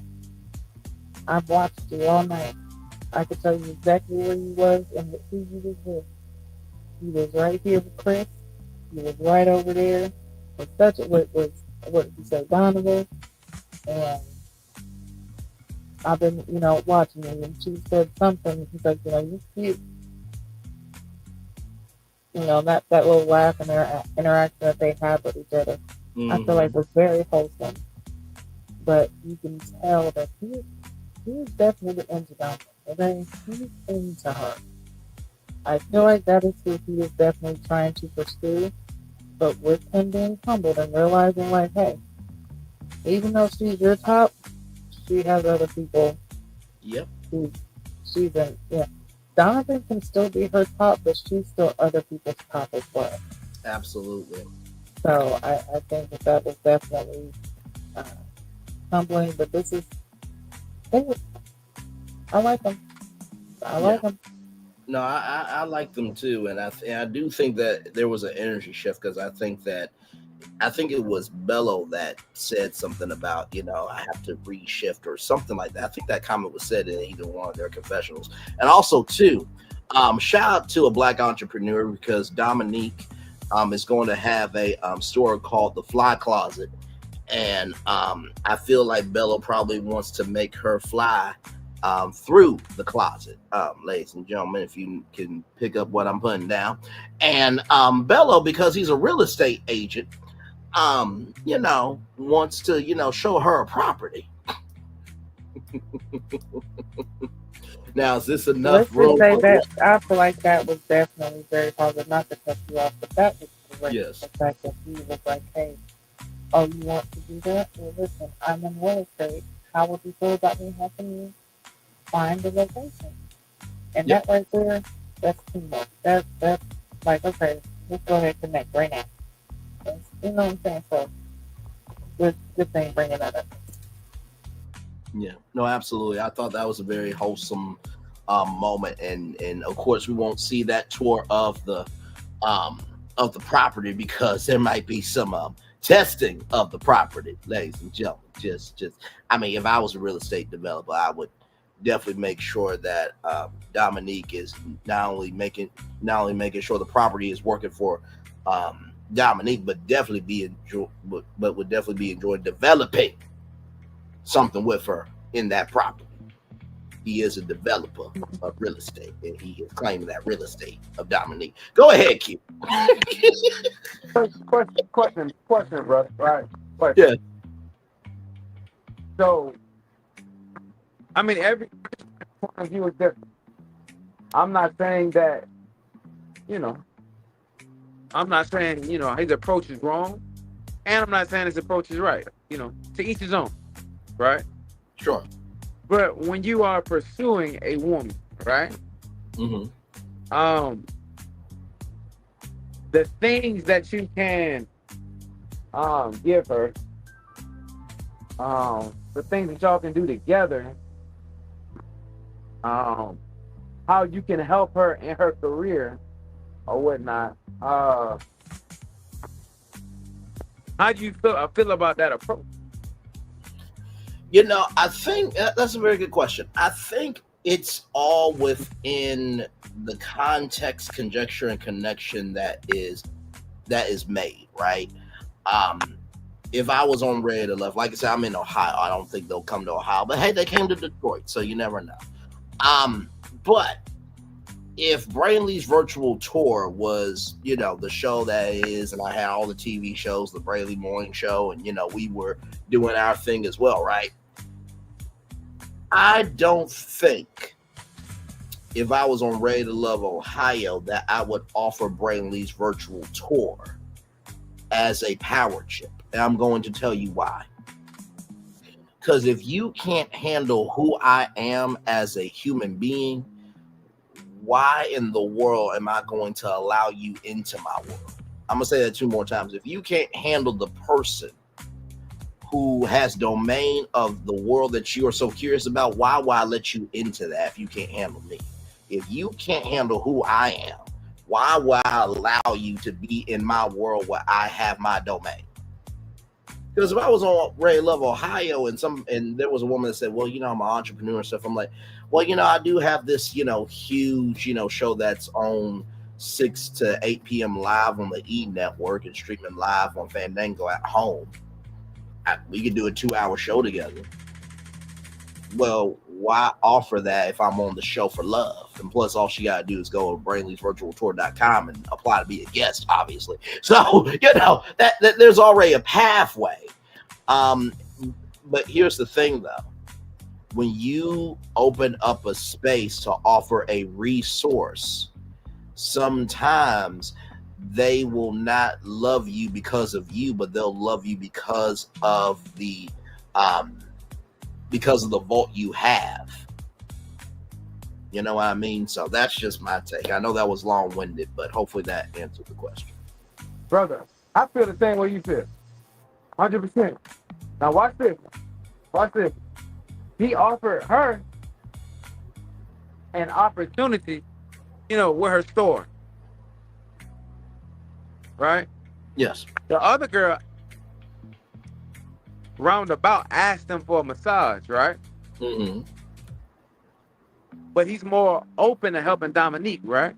Yes. And in my mind, what I'm thinking is she really trying to offer that to Dominique for stability in their relationship, since you see that he has more connections with everybody else. Other connections, now he's like, well, shit, I can offer you this. I can help you in your business. These other guys might don't have that out. Very good point. You know what I'm saying? Very, very, very good point. I did not think about that, how potentially offering, you know, to help her find a place could be a way for him to, you know, have a power chip, right? Mm-hmm. With that being said, I like where we are, so let's go there. Devon is a university project manager, right? Yeah. So he does many projects with the University of Michigan. I'm sure that they have a fashion school. So if there is a project dealing with fashion, I'm sure he could offer that as well. And then with Carday, guess what? Every business needs insurance, right? Yeah. So I agree with you on the premise that what Bello did was a power chip, but I disagree on the fact that not everybody's going to do the same thing. Because I think for this show, in order for love to actually prosper, you need to bring the self of you that is of your soul, not of your persona, to stay in the game. Okay, well, Braylon, to pick you out off of that, and also off what you were saying, that goes into, okay, so Christina, she's trying to play this game and she's upping herself as if she is above her meaning. Like that Correct. she's above who she is. And she's this is okay, follow me. She's acting above her means, but she's lowering herself to a simple facade. Okay? While Dominique is just being herself and giving who she is freely without the bond of this financial tie. And she's being offered real estate. She has the potential to have, like you said, the projects of a, fashion institute at the, University of Michigan. Mm-hmm. Or, you know what I'm saying, whatever the case is with Corday. But she has options with her choices because of who she is. The choices that Christina is choosing and the people that are in her top aren't really for her because she doesn't qualify for the quantity of quality they could offer her, okay? The quality of life she wants Very good point. and what they can offer her, she doesn't qualify for. But No, excellent point. you can clearly see which women and which Agree. women Totally, does. totally agree. Great point. Absolutely, no, very well done, Gigi. And I think that's very true. Because as I've said before, your education, something that you have to pay for, your gift was already paid for. Sometimes the reasons why people have made it as successful as they have in business and in Hollywood is not because of a sheet of paper hanging on a wall from Juilliard. And no disrespect to anybody that went to Juilliard, but follow me here. Sometimes your networking skills and how you carry yourself can get you into places where that sheet of paper can't. So because Dominique is moving in a fashion where, listen, sure, I can be defined by this, that, and the third, but the totality of me is worth everything because I'm about my business. That can and that should and that will determine the access of what you receive. So while Christina is working from a moment mindset and she's gaining short term, Dominique is recognizing the totality of her and she is able to get stuff for the long term because she's moving in that fashion.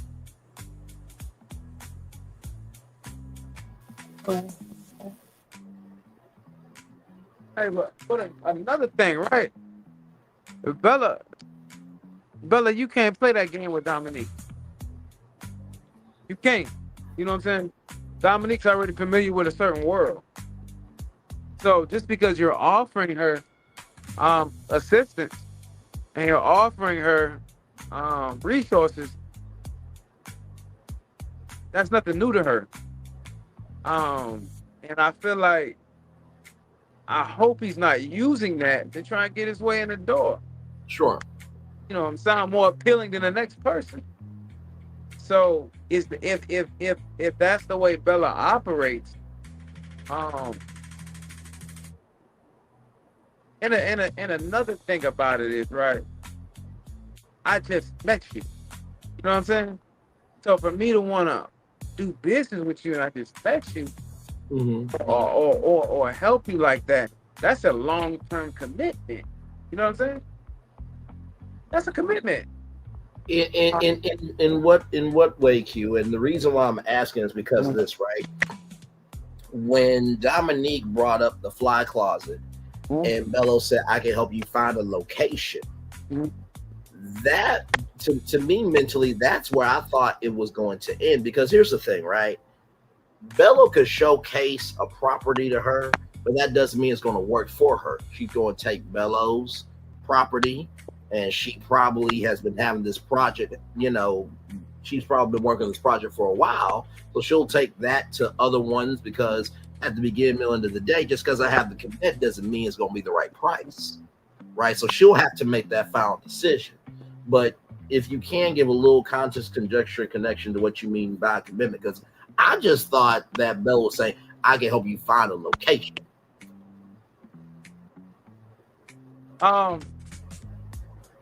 If Bella's offering her, that's offering her a resource, then I can help you find a property. You know what I'm saying? So I'm letting you know whatever connections I have. You know what I'm saying? They will be available to you. So Right. he might have a connection with I'm just saying, a person on 78th Street. You know what I'm saying? Now it might be a personal connection. You know what I'm saying? So the thing about it is, we're talking about a store. You don't know if that store is gonna flip, flop. You don't know what that store is gonna do. You know what I'm saying? You really don't know. That store haven't made $1 yet. You know, we're not sure. You know what I'm saying? Mm-hmm. So when I say the commitment is, you know what I mean, it's just not a, here's, sign here, this is this, woo. It's actually offering her different connections. I feel like it's just different connections and opportunities to meet, some of Bella's circle, and I might be looking too deep into it, but I just really feel like it's just not as easy as just finding her a place and that's it. I think I get where you're going. Gigi, go right ahead. Sorry to cut you off.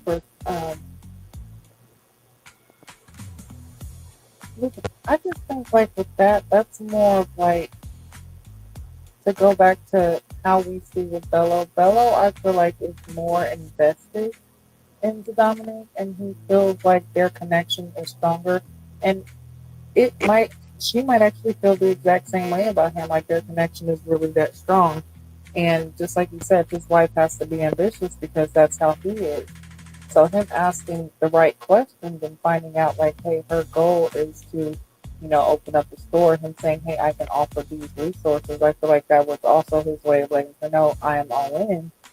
And like you said, that is a long-term commitment because that shows that he is willing to help her in her endeavors. He's willing to care about what she is wanting to do for herself and in her life. He's not trying to like slow her down. He's willing to build with her, and he's showing that early on. That's why I said there's difference with attitude. Christina, you're testing men for a spa day while, Dominic's just being herself, letting me know what her ambitions are, and she's being offered these things genuinely because it's something, because someone wants to do this for her. It's not something that they're feeling forced to do because if she doesn't have their money, then she's not, for them. Because, as what we know, she has dated some professional people. So I would not think that she's lacking in the finance department. So it's not like she needs Bella's money, but for him to offer the resource of, hey, I'm into real estate, you're wanting to find a storefront, what we are wanting to do is something that aligns with each other, we can help each other out. I felt like it wasn't something forced, it's genuine, and that's a good sign in a relationship. Now the thing about it is moving forward and actually following through with it. Don't just talk about it. Yeah, no, absolutely. And also too, one of the love languages is acts of service. So maybe he was trying to show a love language of, like Gigi said, being supportive and caring, but also too, and this is not to get too deep into it, but every industry that you work in, there's a ripple, there's ripple benefits. You know how like you throw a pebble and then you see the ripple effects, the ripples in the water. There's ripple benefits to every industry. So when you're in real estate, guess what? Everybody needs a little bit of real estate. Celebrities might, know a person. For example, Trina Braxton just sold a home to Faison Love, right? So with what Bello's offering, there might be celebrities in Bello's circle. There might be contractors in Bello's circle. There might be somebody, at the city hall that he knows that maybe could, try to speed up the process, maybe for an inspection. So there's ripple benefits from that. because when you get a property, it's not just the property itself, it's the maintenance, it's the square footage, it's the lights, it's the water, it's everything. So there could be other benefits or other curveballs, to use a word from the Ray Love lexicon of Nephew Tommy, that maybe Bello can help out with, that maybe Dominique has tried to in the past. Maybe she hasn't had those connections, because there was a person that used to know named Aisha Tyson, and she said, when you are talking to a celebrity, or you're talking to anybody that's got power or anybody that's got influence, don't ask them for anything, because they have people asking them all the time for stuff. But how can you be a solution? And if you can be a solution, then there can be benefits out of you being a solution. So if anything, maybe this might be more of a blessing, because now I realize what I was going to say. Let me land the plane. Just because you have this, that, and the third together doesn't mean you have everything else together. You know what I mean? So that's kind of how I saw that from Bello, that maybe he can offer some resources that maybe she may not have, because we only know what we know. I know that was long-winded, but yeah, and also the ripple effect of that too. The benefits are, anyone in real estate, when you sell real estate, what do you get from selling real estate? Money. Yeah. So, in selling the real estate, it benefits him just as much as it would benefit her. Yeah. And if you're a couple and you really do the what's mine is yours and what's yours is mine, it goes right back in the pot. Yeah. Absolutely. See, look at what you learn. You learn real estate stuff on this show. You learn how to avoid gold diggers on this show. You learn what not to say on this show. You learn so much, don't you? Q will be back here in just a little bit, everybody. Yes, indeed. So then we have the nerds of our show, Devon and Channon. Oh, I love these two so much. And Shannon is cute. They really are cute. Shannon is hot for Daddy Devon. Okay, listen.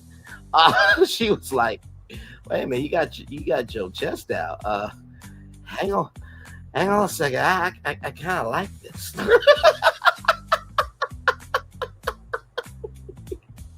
Yeah, she definitely could not stop smiling, and they definitely are. I don't know. I can see him and Shannon together more than him and Dominique, honestly. Yeah, I do agree with that. They seem to have such a flow.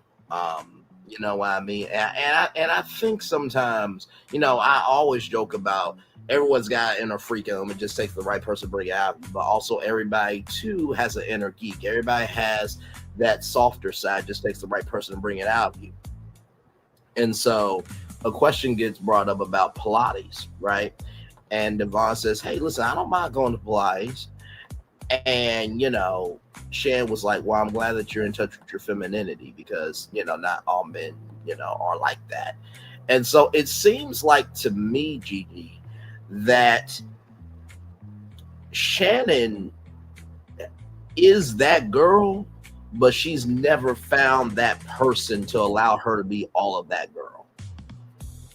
And it just seems like it's really just two nerds that found each other, and they just flow. Yeah, I totally agree. They definitely seem like they have more in common, and they could definitely have conversations. The way that she smiles when talking about Devon, and just seeing him, how he makes her feel, it's definitely something that you look for when you meet someone, especially when you're looking to date. And I think that he feels the same way that she does. I hope he does. But I definitely like Devon and Channon together, and I could see them together more than what I could see him and the Dominique, like I said. Yeah. No, for sure. Welcome back in, Q, where I'm talking about Dominique and Shannon. and I was saying that Shannon is liking Devon's chest out and everything. It looked like she wanted to leave the party. GG. All right, y'all. So listen. Listen. His big motor is gonna go through my town tonight. Okay, so we gone.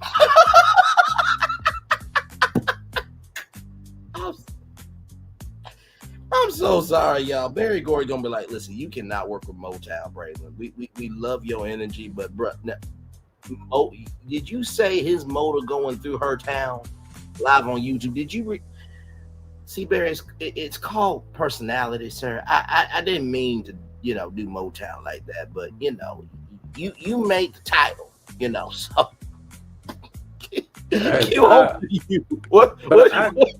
I agree with what Gigi was saying. I do like him way better with her than Dominique. Shannon really don't have that many connections. Dominique got a few connections. And she really just seemed like she's really all about him. And I really like that. She's not all over the place. I really don't feel like she really care about staying on the show. You know what I mean? I really feel like she's there just to find somebody. Yeah. And hopefully he sees that and recognizes what he needs versus what he wants. Because I take Shannon all day over Dominique. I feel like Dominique can be all over the place, but Shannon it will be way more personal with Shannon to me. I receive that. I definitely receive what you're saying. Is that with Dominique, it's more about the fantasy, but with Shannon, it matches more with his reality. I will say though, I think we can all agree with this. I think Dominique is way more stable than Christina. just saying, like, just you think? Yeah, I don't know about that one. Wait a second. I don't know. What stable how? What do you mean? What do you? I don't explain that one. Okay, so Dominique being more stable than Christina. Dominique, to me, I think that Dominique has a big personality. And, sometimes she is not misunderstood, but she is not, she hasn't always had the chance to let her hair down because she's had to, carry that personality. And so, with Christina, she seems to be all about the money, but at least with Dominique, she's layered. She is a business owner. She's around her family. She, had miscarriages. She doesn't mind having children. She has a motherly energy. So that's why by at least Dominique has direction about herself. Than Christina, who just seems like a gold digger. I agree with that point right there. Dominique do seem like she got more to offer, but at the exact same time, mostly Dominique been married twice. Right. And I'm not knocking it, you know what I'm saying? But I'm just stating facts. No, for sure. I'm not sure if Shannon has been married. You know what I'm saying? So preferably, he might want to do that with somebody who never experienced that before. Yeah. At the same time, Dominique is just, I question why she's on the show. You've been on a reality show before. Are you just there for a paycheck? Or are you just there really to get seen more? Or are you genuinely there for love? Because I really feel like Dominique will be a connection, and that's it. While Shannon will be a wife. That's how I feel. Okay then. Like I said, there are still some chance here this season. Dominique could definitely be one. Yeah. It's very, very possible. Yeah. Yeah, it's possible. And you know what, too, Q? I'll and I know that's been your main point with Dominique. Is she really there for the right reasons? Maybe she's just never had a format, or maybe she's never been in a space to breathe like this with her personality. Because with Basketball Wives, and I've never really watched Basketball Wives, I know about the show, I know it exists, I know it's in the world with the rest of us. And that's not to disrespect, BBW Nation or anything like that. But on that show, it's so entangled with the stature of these women in the world of basketball that maybe all she could be is her persona. And maybe she's never been in a space to showcase her soul before. So I don't think Dominique would stay on this long if she didn't really want to be about her soul, if that makes sense. I mean, of course, it's still going to be in the back of everybody's head. Is she there for, fame, camera time, this, that, the third? But I really do think she has a genuine soul.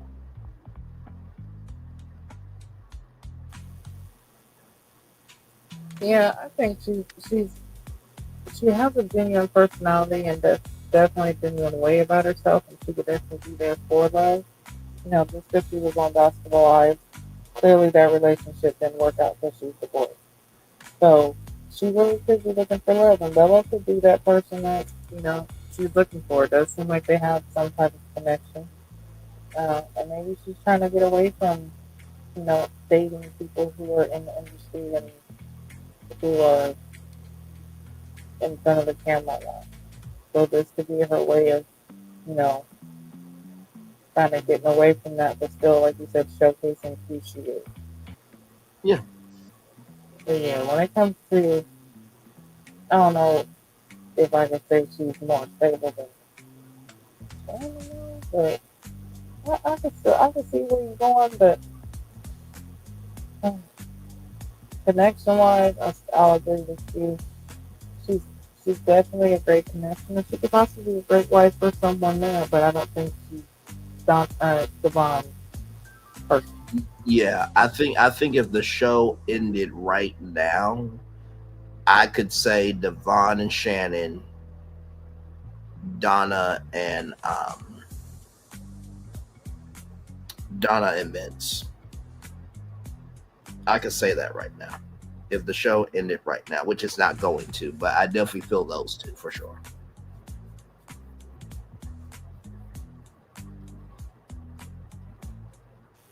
So far, so good. We're on episode 5, and they haven't stopped to do a 5-month hiatus yet. So, I'm gonna try my best to get Dominique the benefit of the doubt. I'm gonna try my best to. I am going to try. You know what I'm saying? I really am. I'm really gonna try. But she's not territorial. She hasn't asked for a fish yet. So let's give her a shot. No, but that's another thing too. You know what I'm saying? If somebody's invested, they're gonna be territorial. You know what I mean? If somebody is invested, they're gonna be territorial. You know what I'm saying? So I mean, it's just these small things that I'm looking at, like, right. Dominique, what are, both of the guys she dated before were millionaires. Right. They were athletes. You know what I'm saying? But even with Janelle, she married somebody that we didn't think would be her type. But I mean, I don't know if Janelle had the notoriety as Dominique has. No, she did. She did. She moved like she had the notoriety after the damn show. That's for fucking damn sure. But I do get you. It's another girl that was on the show that was on the same show. I forgot which girl it was that says that Dominique's around, like she's around in the city. You know what I mean? She had different fashion shows and different events. Dominique's always around. Oh, that might be a socialite type of thing. I mean, I will say this. There's a person named Delicious. No, not oh my god, hang on. Let me see something real quick. Hang on. 102.7 DETROIT. But while you're doing that, yes. Yeah, I think it was it Ashley? It was one of them, that did say that they had seen, Dominique around, and she's always on the red carpet or she's at events and she's known in fashion and stuff like that. So she's known and she's actually about her business. That's one thing you can't say. Like she's not out here just talking about it. She's known. Unlike Christina. Because I haven't heard anybody say they want Christina. Hang on, I'm trying to, because there was a morning show in Detroit, and there was this particular They should have a Motown karaoke edition. Episode. Child, listen, if that ends up happening, my lord. And I'm sure a karaoke party is gonna be happening. It's gonna be happening very, very soon. Hang on, let me see something. Images.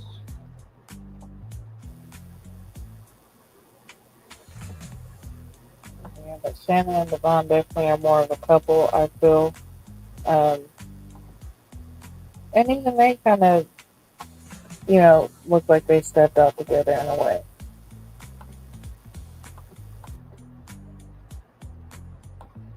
Oh, damn it. Who is that? Hang on.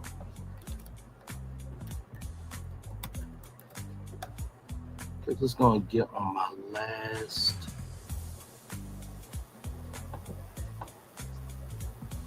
Oh, you know what? Say the turn Devon talk on the phone a lot, or Shannon and Devon did talk on the phone a lot.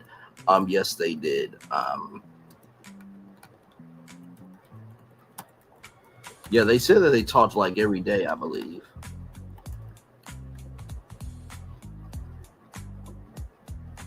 yeah. So they're definitely forming a connection outside of just, shooting.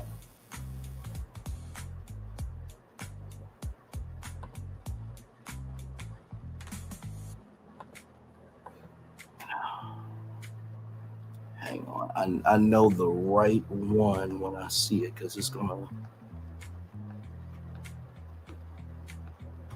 Oh, my God. Come on now. Okay, so there was this woman named Tiffany Fox. Tiffany Fox was a personality on Hot 107.5. And I know what you guys are thinking, Bray, what does this have to do with this? Believe me, it's going to go to Q's point. Tiffany Fox was from St. Louis. And I think sometimes when we hear, getting around, that could be more of a socialite thing, right? It's not like actually, getting around town or anything, but no, I meant as far as getting around, like around town, like socially. That's what I meant. Yeah, no, that's what I was saying with Okay. Tiffany Fox, that, Tiffany Fox, she was born and raised in St. Louis. And so, if you see Tiffany Fox or you see Dominique out, sometimes that's more of a socialite thing because there are invites that some people get that other people don't get, but that doesn't really mean anything. That's just the business of who they are. You know what I mean? I'm tracking. So, yeah. That's all it was. And my bad, y'all. I knew the name was on the tip of my tongue. I just couldn't remember the name. But yes, Tiffany Fox. She was a radio personality in St. Louis. So yes, indeed. But listen, I appreciate the fact that you are open-minded, not just to say that because you're on the show, but also too, when we don't know of a life, all we can do is judge it. But like you said, this show is called Ready to Love. So sometimes, seeing the evolution of somebody that, okay, maybe they're busy because they just are doing it for a bag. Maybe they actually don't want to be that busy all the time. But yes, indeed, for sure. And listen, I'm pulling for the nerds of the show. Shannon and Devon, I am pulling for them. Love them. So with that being said, let me see. Let me make sure here. Did we get to the picture? Oh, here it is right here. So after all of that, we get to Christina and Vince. And Christina brings up the bitch word again after Vince has already apologized and everything else. And it's crazy because let me go back up to the top of my notes here. Because Christina said that Vince was handsome, a hard worker, and a great father. So, what switched? Because the energy that you gave off was crazy, and I gotta give it to Vince, brother. You held your own here, because you just said no. You just looking for a paycheck. In so many words, he didn't really say it like that. Well, he actually did. He actually was very kind in saying it, but he was basically saying like, so is this all you're looking for? Because if you're expecting me to do this off the jump, I don't know how I feel about that. And then Christina, you said, and I quote, and I think you said your dad said this, or somebody said this. It could be 2 days that I can know you. I can lick your neck. I'm like, wait a damn minute. Hold the fuck. What?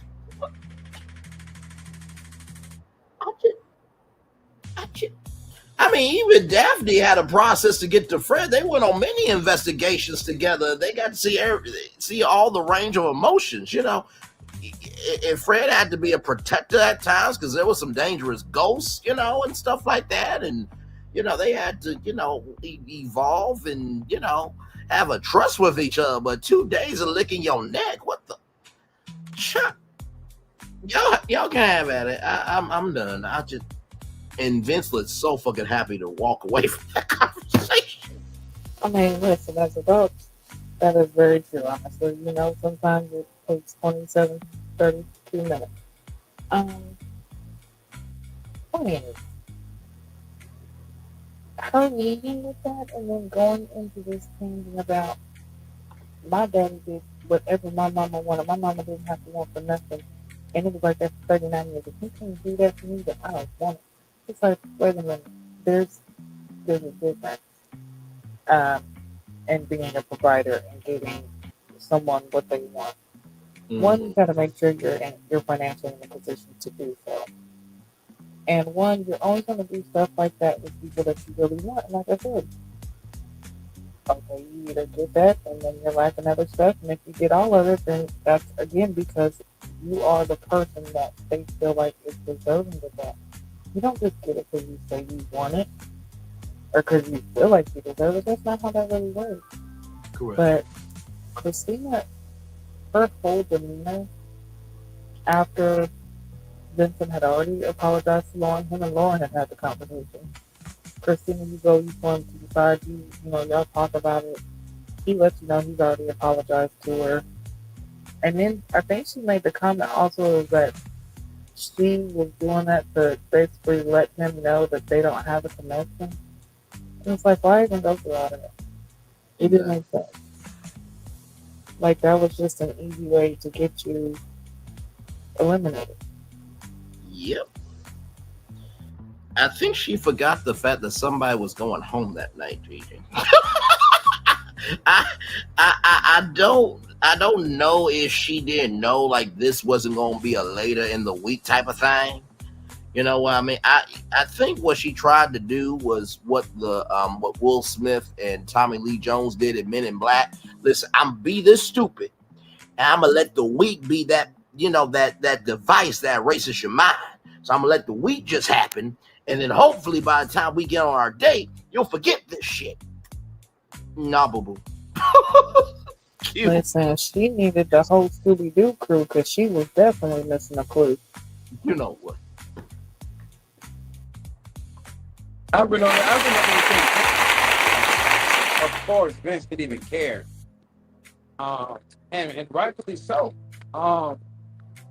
She really tried to smear dirt on Vince's name even more. You know what I mean? Of course, Vince shouldn't have said what he said. I'm not going to let it slide off of that. And of course, everything that came with it. But at the back end of it, she was the one that was, and so many words, spreading rumors, you know? And really being messy. You know what I mean? That situation didn't really have to be that. And then want to have a conversation with Vince outside to let them know. And Vince like, okay, like, what connection almost? You know? After she had all these great and amazing things about it, she really know how to make herself go from worse to worse. She really just really know how to make herself go from worse to worse. No, absolutely. And not to mention too, like you said, you're not gonna let him slide on it. But even Vince was like, okay, even after I show disrespect, at least I'm the one talking about respect in this conversation. He was the voice of reason in his confessional. You know what I mean? Yeah. And it's just like, child, like if this fight wasn't Lauren's fight, but even if Lauren was like, come here a minute, what are you doing? Well, I'm letting him know, girl, we already handled that. Wait, y'all did? Yeah, we handled that. So you and him cool? Yeah, we cool. Now, if Christina had brain cells that could form a brain to function properly, she would realize, hey, listen, I'm not saying she doesn't have a brain at all that doesn't work. I'm not saying her brain cells can't form a brain to work at all outside of this. Okay, we're talking about the show. Context, conjecture, and connection is important here. But any other person, right, would have realized, oh, fuck, did I just fuck up? Yes. But it seemed like there was no, you know how Gigi, like in live TV or even in tape television, there's like a delay. You know what I mean? When you're taping something, just like a bit of buffer. There's no delay in Christina. And I know that was harsh, Q. And I know you're not ragging on me for the harsh comment, but it just really seems like, in the words of Luther Vandross, a house is not a home, but there's not even, you open up the door and listen, it's not even in, the floor is there. But it's just you're walking through an empty house. Like there's nothing to hold on to sit down. You know what I mean? Oh, okay. Yeah. Wait, say that one more time. I'm sorry. I said it's all bad. It's all bad. Yeah, it's all bad because, like I said, any other person would recognize, oh, did I just fuck up? But she didn't realize that. I don't think she, you ever dealt with somebody that never knows or never sees that they're wrong? Never? Yep. You know what I mean? Never. You know what I'm saying? So, I feel like Christina got some things personally she needs to work on before she, she's ready to take that step to say she's ready to love. Because if you feel like finance is all you need in love, sadly mistake. You know what I'm saying? So, and I think she might really need to maybe have a real conversation with her parents and find out what it was that truly kept them together all those years. Because it wasn't just the fact that her daddy was giving her mama money. Trust. There was more to it than just that. And I feel like, because, as kids, what we see our parents do or going through might not actually be what it is. You know what I'm saying? We only see certain parts because we're children. As parents, we're a parent too, and I'm a parent, so we at times we shield our children from seeing things. We don't want them, especially if we grew up a certain way, we don't want them to see certain things, so we'll shield them. We'll not necessarily lie, but certain hard truths we'll try to keep, make it a little bit easier on them, to make it a little easier for them to grow up without having certain traumas or having certain hardships or issues growing up. So I feel like, her saying, oh, well, my daddy gave my mama money and gave her whatever she wanted, and they've been married for 39 years, and that's what I want. Okay, well, figure out what else it was that kept them for that 39 years. It wasn't just that. I'm pretty sure of it. But Yeah. yeah, she's definitely she has some things that I feel like she has to work on before going through this process. And yeah, she just maybe it's gonna take for her to really find and see. I don't know. Maybe she has found people who have told her the truth, and for her it's a lie because in her head she's something beyond what she is, and people who tell her like, hey, this might not be what it is, or hey, maybe you should think about this, or whatever the case may be. Sometimes people don't like to hear criticism, so they'll take it as a person being, you know, disrespectful, or they're lying to them, or jealousy, or envy, whatever the case is. But yeah, I definitely feel like she has some things to work on. I mean, she's making Sahara look like a saint. And, I was not going to compare, but you did it. Thank you. Yeah, listen, I mean, it's hard to come back from burning a candle and burying a man on national TV, but you're making her look like a saint, child. You really are. I mean, even the woman that was with Cam, remember that scene where they were talking about the menage a trois and how Angie was at that dinner with the bartender, and she was like, "Oh, I know you. You making her look like it was okay to take a cocktail down the throat." Exactly. Like you're making other people from other seasons look like what they could have done in that season or what they could be doing now is okay. God. I mean, you're even making Janelle look like she's an okay person, and that Combav coffee is okay to drink with Combav creamer in it, with Combav sugar, not sugar. Listen, Christina been drinking combative cognac.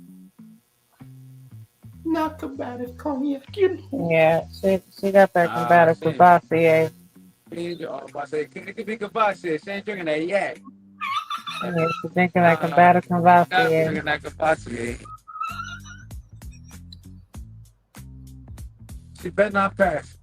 Oh God. Oh God. Y'all gotta go back and watch her other shows, y'all, because the inside jokes, man. I haven't heard Cavassier since that season. For real, that's great. That's great.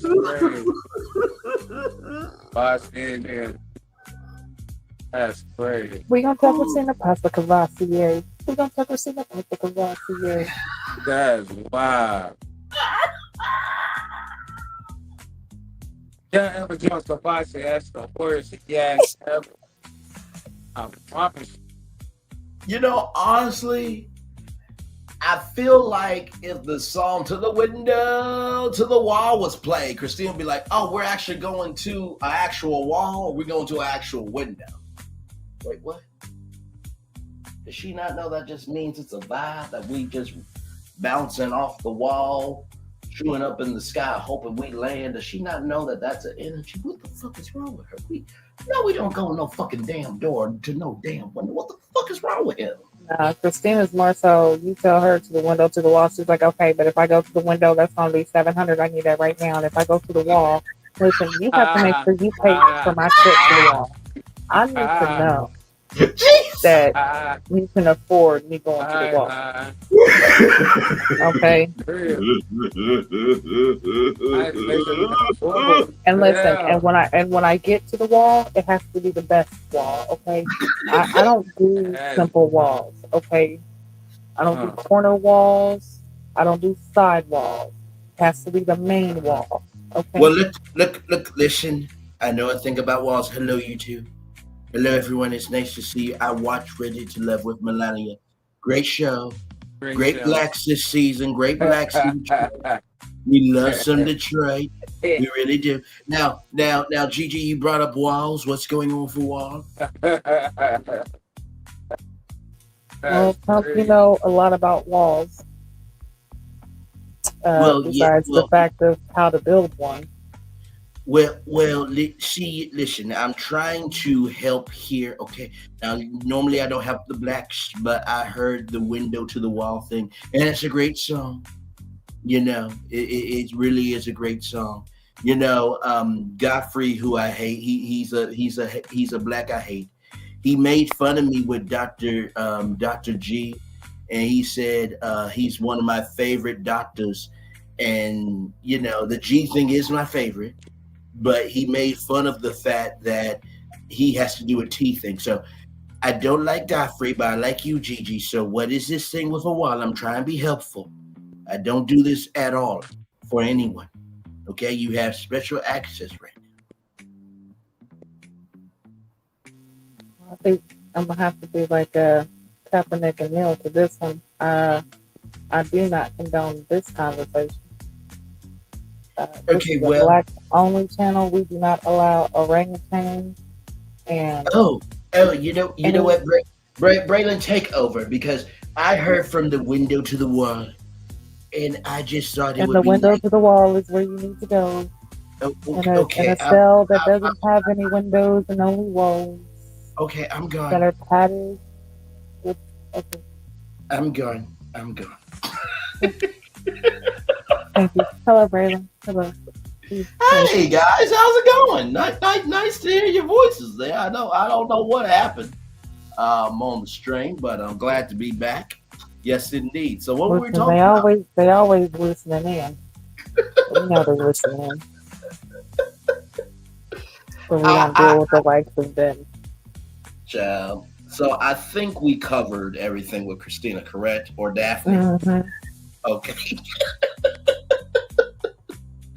So Ajante and Steven, this damn show we do. Ajante and Steven, they're talking here. It really wasn't too much to their conversation, I don't think. Um, not that I know of. I'm looking in my notes here to see, but let's see here. Yeah, not too much. No, no, no, no, no. What did y'all think of this exchange between Steven and Ajante? Pretty I don't think cute. it was too She much. said that she get her, she make him get out of pocket, and she's like, "Yeah, you be real out of pocket." Uh, but yeah, they just got a little cute vibe. It wasn't really too much with them, honestly. I want to say I feel like this episode, even though it was good, it still was like little short clips. It wasn't too much of like deep engagement like Right. that. Yeah, I agree with that. Q, same with you. Yeah, yeah. I feel like they enjoyed the time. I feel like they enjoyed the conversation. Nothing crazy. They just enjoy each other's time, you know. Um, really finding a connection. I really feel like they have a connection. Hopefully they can build on it, and hopefully in the process together. I really like these two.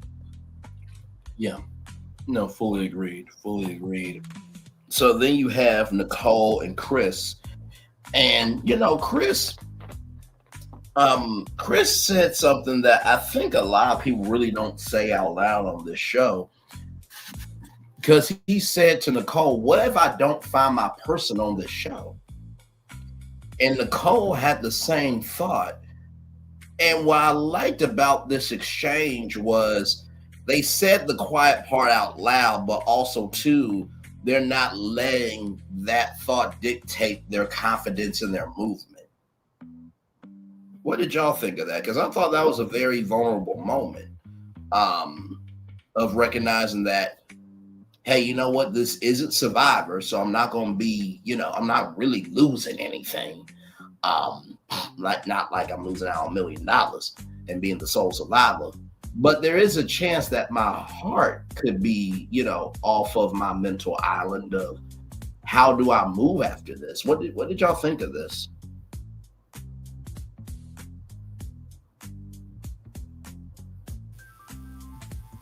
I thought that it was actually a strong conversation. And that's something that we've been seeing throughout the season so far. The conversations have been meaningful. Like they're actually asking questions that should be asked, and they're showing real concern.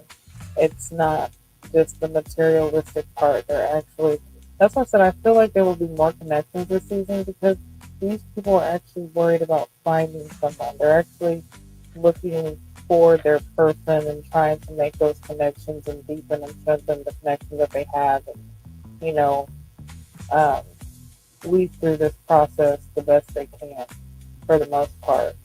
So this conversation between these two actually, like you said, expressing the quiet part out loud and actually being able to be there for each other in this moment, having that same concern, and then they say like, hey, even if this process doesn't work out, it doesn't mean that it's the end. Um, I think it shows a lot of the maturity of this cast this season. So I like it. I like the season. I am here for it, and I'm expecting nothing less from the rest of the season, honestly.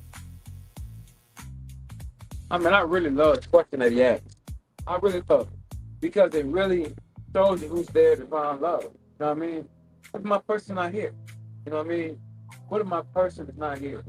So I'm gonna give everything I got in the process to try and find somebody, but it's a possibility of my person not here, and I'm okay with that.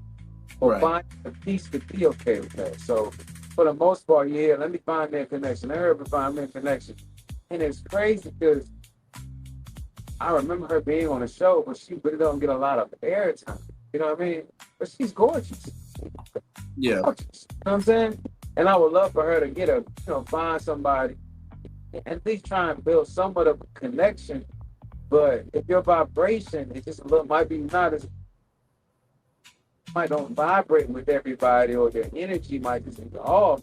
And it's not a bad thing that your energy is off. It just might don't connect with certain people, and that's Right. okay. You know what I'm saying? Because she looked like she should be with somebody. You know what I'm I saying? mean, and honestly, to tell you the truth, to be a university lecturer and a pageant holder at 35 years old, Nicole seems like she has an old soul, but she's game for anything around the right people. Like she seems to have that right balance of energy. You know what I mean? So there and listen, we've said this before. Sometimes the true love of your life is not really on the show. It's the DMs that happen after the show, depending on how you move. Bingo. You know what I mean? So sometimes you have to be seen so you can be embraced. You know what I mean? So,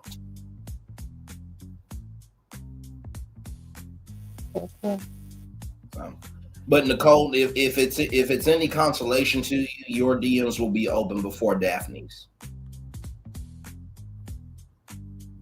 Just know that you'll be okay. You'll be okay.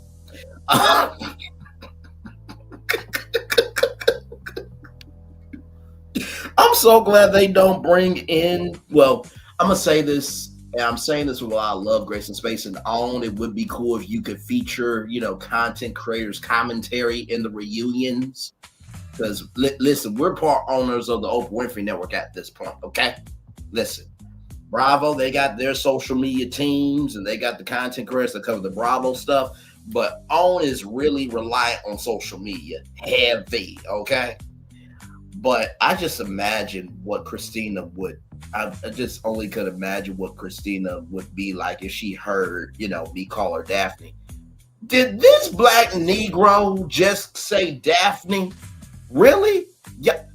And y'all laughing at that shit. Well, I mean, he said it. I mean, I mean, if you think about it, he named you with an iconic cartoon series. I mean, it's not that bad of a as a dig, really.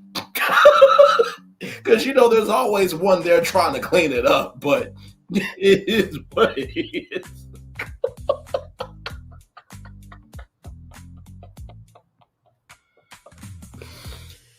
Oh my god. Okay.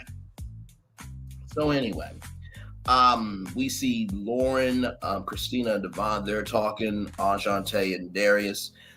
They're talking about him being celibate as well. Then I think it was Devon and Nicole. asking boobs or butt, and Nicole said, "Well, I have boobs, so she knows how Oh, both she friends." said she had both. Oh, Yeah, she said I have both, so it's okay. Oh, well, ma'am. I mean, listen, and she carries herself well, so I would not be mad at having both my damn self. Let the church say it meant. Okay, listen, Nicole's a gorgeous woman. She is. And thank you for that correction, gorgeous, as always. Love you, you know that. So then we get And to there, yes, and Darius my dog, but he's funny because he tells me he practices semen retention. You don't have 4 kids now. You practice retention.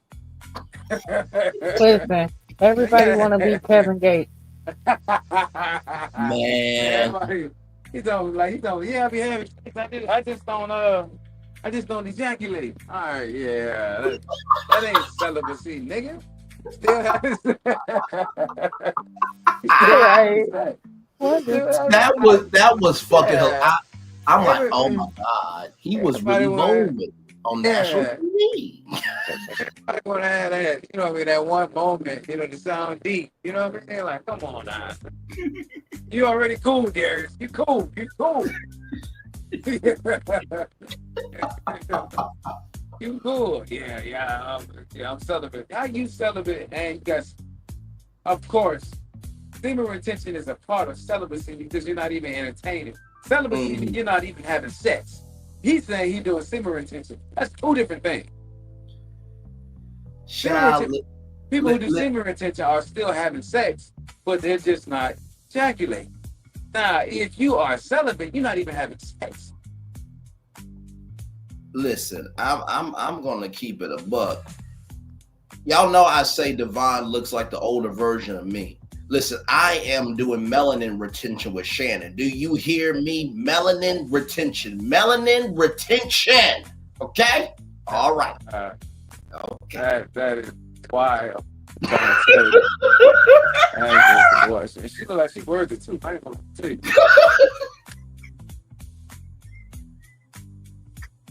Yeah, Shiny, you so fine. You brought me fine.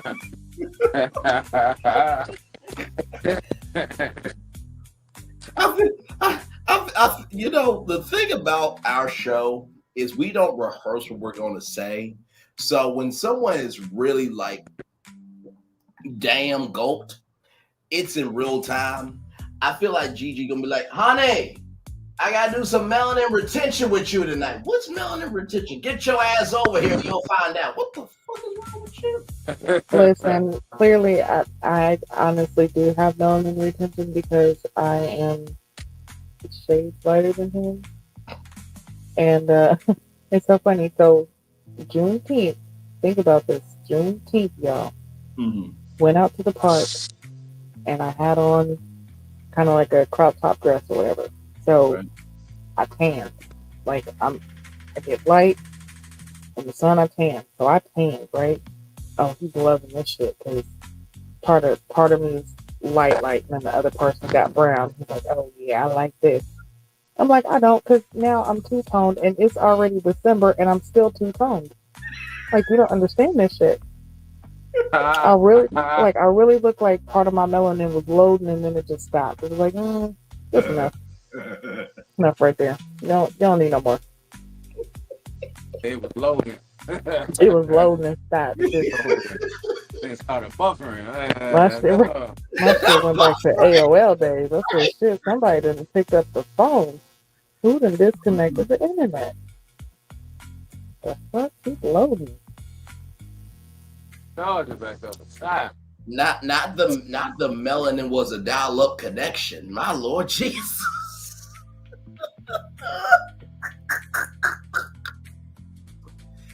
Tell them what you want. Listen. The rest of my melanin, give it to me. Listen, I know that I'm part white and Mexican, but listen, I need the rest of my melanin, though. Like, all of them together, I should have more than this. Understood. That's so sad. But yeah, Darius, look, When he said that shit, though, I said, "Did this Negro is say I'm celibate?" And she said, "Oh, is that by choice?" Yeah, because I hold my, I don't ejaculate. Wait a minute, what? Did he just? Okay, yeah. So his looks is about as far as it goes. So definitely, there's something that is not on in the house. Them lights are not on. The exterior looks great, but the interior is kind of cluttered. What's going on? As soon as he said that, I girl should have went and found her a balloon. Listen, that part right. Not to pop the balloon. As soon as she said that, he should have went and found him a balloon. Oh, yeah, come on now. You already come out here with his lion mange jacket on. Now you talking about you're having sex when not having sex. Man, come on, Derek. Stop. Now, listen. First of all, I know Q was probably shocked by the fact that I flipped semen retention into melanin retention live on YouTube. Listen, as you get to know us, everything that I say, I actually do say live. So believe me, I know you're shocked. I know you're appalled. I know you're a bit taken back. And I know you probably gonna look at melanin the same way again. Okay. But listen, in the words of Steve Harvey, who did a whole comedy set at MegaFest without cussing, he said, if Christians aren't having sex, why are all these cute little Christians keep popping out? If you ain't doing melanin retention, why you got melanin kids then? You retain something of that melanin, okay? Hell, shit, sometimes that melanin tastes like peach cobbler. But that's neither here nor there. That's not y'all business. No, he just choosing who to celibate too. That's what it is. Yeah. That's exactly what that is. Yes, indeed. Now, as we continue on our trip through Groovyville, right? Because we are in the city of Groovyville with Daphne. This is the fashion taker. He's the villain. You understand? Now, the white allows him to move like a ghost, but the black allows him to move like a burglar. You see? So he is the fashion taker. And he is with the Foxy Dancer from the Groovyville 69 Club, okay? Listen. Groovyville's not a place, but then we're making it a place. We're in Motown City, Detroit. Follow me. So as these two are talking,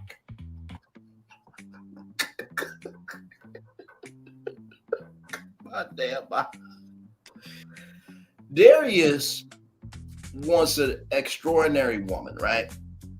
And Ashley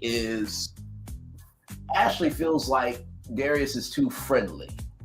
And everybody has that switch in their head, whether you're a man or a woman, where once you lock in on somebody, you're done. And if anybody gets around your person, even though they're not your person, your switch, when it goes off, it's broken. And you know how you can get a part for a brand new switch for your house? That was built in the home. Part of the original blueprint plan. You can't find the parts know-how. The place went out of business that made the parts. That Ashley is on that level. So what did y'all think of the fashion taker and the dancer from the Groovyville 69 Club talking about what Darius is looking for in a woman? Darius said, you can either come, you can go. That ain't gonna do me no never mind. Can you dig it? You can either come or you can go. You ain't gonna do me no never mind. That's like he's saying. I still got a fly jacket on. But, Right. You know what I'm saying? I like the conversation. Ashley's really locked in on Darius. Really locked in on Darius. And I like that. But I just hope Darius really sees or take advantage of as to the fact of being open to Ashley. You know what I'm saying? because I hope Derek's not the type of guy that's, that's just there just to get connection instead of finding a woman for him. You know what I'm saying? And he got the charisma, he has the swag to get one of those ladies off the show. But, would you want to choose one of those ladies after the show is the question. Mm-hmm. Yeah, so true. But he definitely sitting there looking like, no, baby, I told you, you don't mean nothing to me. It's just me and you. Hey, listen, I told you, don't come up here to my job looking like this now. Listen. Yeah, I'm talking about. For a jive turkey. Yeah, that's right. Listen. Yeah, baby, you got to stop tripping on me like this now. Stop it. Straight up. Straight up jive turkey. Jive turkey. Yeah, listen, baby, if I ain't driving you around out there, baby, you know I love you, baby. It's me, it's Tony, baby, it's me, Tony. See, I'm down here in Georgia, right? And we say jive every other word. Like that jive, jive. That word is still prevalent in the South culture, especially in Georgia. Jive. You hear that all the time. Jive. See, now back in the Midwest, in the 90s and 90s, we would still say jive. Yeah, Okay. Stop jiving, you jive, but yeah, it kind of definitely went away. But I can still see that being something in the South, because in the South there's a lot of customs that have maintained over all of this time, over decades. There's a lot of customs that have maintained and stayed. So, definitely, I fuck with the South. I fuck with it.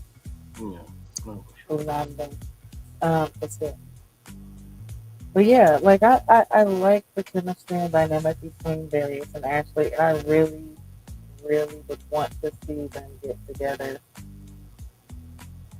But do I see him leaving with anyone? I could see him ending the show with someone. What happens afterwards and maintaining it, I don't know. I wonder about that. I will agree with that. I think that, Darius and many others could be a person where they could end the show with someone, but afterwards you won't know. I do like that perspective. I do. Now, Braylon, wait, dude, what? Really? Dude, it's 11:05 and I don't give a fuck. I'm a pimp named Slipback, and you got a pimp outfit on the script. Fine, just say your fucking piece, motherfucker.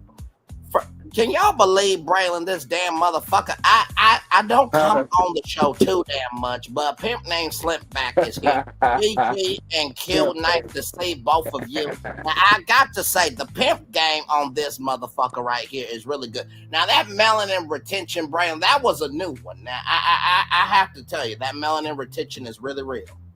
It really is. But I have to say that snow retention is real too. Except the snow bunnies make this white chocolate, and it's hot. Maurice, can you please stop buying all of the goddamn mayonnaise program? Stop.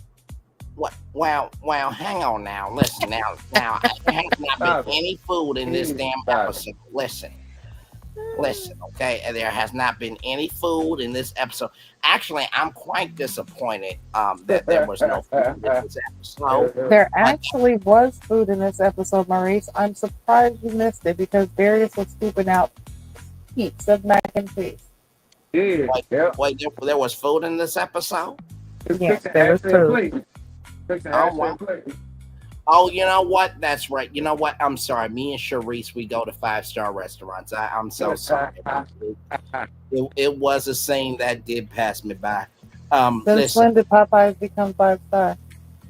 Well, listen, Popeyes, they the flavor is good. They marinate for 12 hours. Just like Charisse marinates down my throat. That melanin retention, that melanin retention is very real. But You know what, Maurice? It's great to see you, but we have a show to do. We don't have time for you and Sharice's bedtime stories tonight. Okay, well, I'm gonna give it to a pimp named Slipback because I think he was just trying to. And thank you, Maurice. Just gonna come through here and just disrespect my fucking take, you piece of shit bastard. Okay, would you just finish your take? Anyway, I really do like the outfit. I am gonna have to slap the piss out Darius because listen, I don't know how that outfit got onto him because that is from my private collection. I use that for my top quality whores. Okay, that those are the ones that bring in $1 million a night. $1 million a night? What the fuck you do? It's not your fucking business. Okay, I just need that outfit back. Now I'm gonna give the show back to you, Bray. Love you, GGQ, and everybody else. Okay, motherfucker. All right. $1 million a night. I might be in the wrong business. I'm joking, y'all. Listen, there's a whole documentary that dropped, and listen, we are about our business over here. Okay, all right, moving on. So with that being said, I think that Darius and Ashley look cute together.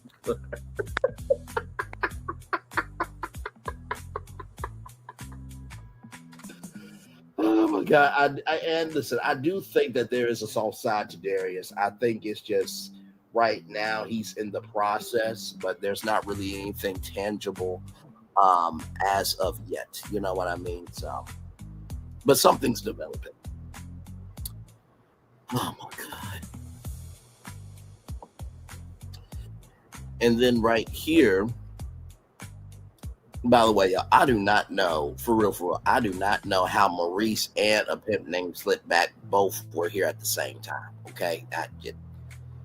They both have a similar cadence to them. Pimp named Slipback is a little bit high, and Maurice is still high, but just like 2 decibels down, you know what I mean? But that's neither here nor there. And then we got Donna and Ed, and I really felt bad for Donna here because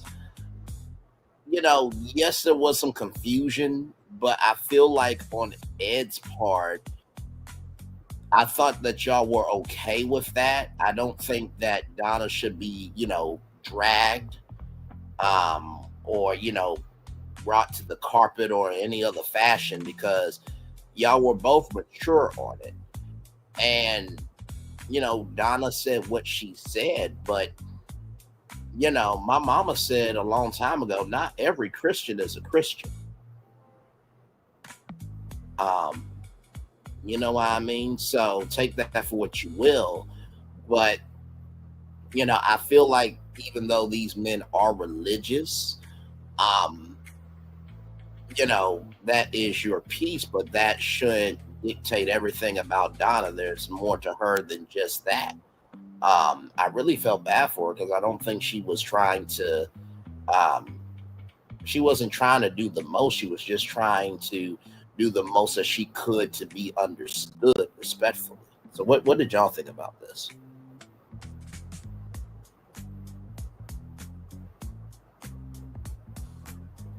But I kind of, sometimes you got to shoot the messenger. Sometimes you got to shoot the messages because he was the only one I had a conversation with Donna. So, I feel like that's a conversation per person. You know what I mean? That conversation might fit one person versus fitting the other. And if the word get back how it was perceived in your eyes, then how it's perceived in everybody else's eyes is gonna be the same way. You know what I mean? I hate that it's like that. I wish some of those guys would take the opportunity to get to know Donna, you know what I mean? Then to take, Ed's word for it, or how he viewed the conversation. You know what I'm saying? Because he never said nothing about she's not a Christian or she's not this or that. It was just her view. You know what I'm saying? And right. I feel like a lot of people, once the conversation is had, will get a better understanding in who you are and what you believe. Now, Ed kind of killed that conversation for anybody else because they already believe like she's somewhat of an atheist, and that's crazy. Right. Yeah, I thought that was wild that even was like said because she never said that she was an atheist or didn't believe in God. And a lot of people, especially nowadays, you can ask. There, a lot of people aren't religious; they're more spiritual. They believe in God and they believe in a higher power, but it's just the fact that they might not, go to church all the time, or they don't believe in Mm-hmm. certain things that are being taught in the Bible, or you know, they have their own opinions about. Um, the process of life and death or whatever. It's always like if somebody has a difference in spirituality to a person who believes one way, another person's belief is wrong. Like it's just, you know what I'm saying? Like there's really no ifs, ands, or buts. It's like, no, it's either you believe what I believe or don't. Some people are fine with that. They're like, hey, I understand that. It's either for me or it's not for me. I don't feel like the way that Ed went about it was the right way. Like it seemed like he added more to it to kind of make Donna seem like she was a non-believer when the end Yeah. she clearly, stated that hey, that's not the case. That's not who I am. And that goes into what I said earlier with the difference between like Christina and Donna, is the fact that Donna is like, hey, you misunderstand me, so I want to get a clarification. And also, I know that you're the one who said this, so I'm going to come to the source Yep. and try to clarify and let there be a better understanding made of who I am and where I stand when it comes to religion or my beliefs. I respect Donna for doing that so much. And honestly, it makes me look at Ed differently because the way that he received it and the way that he was um, just,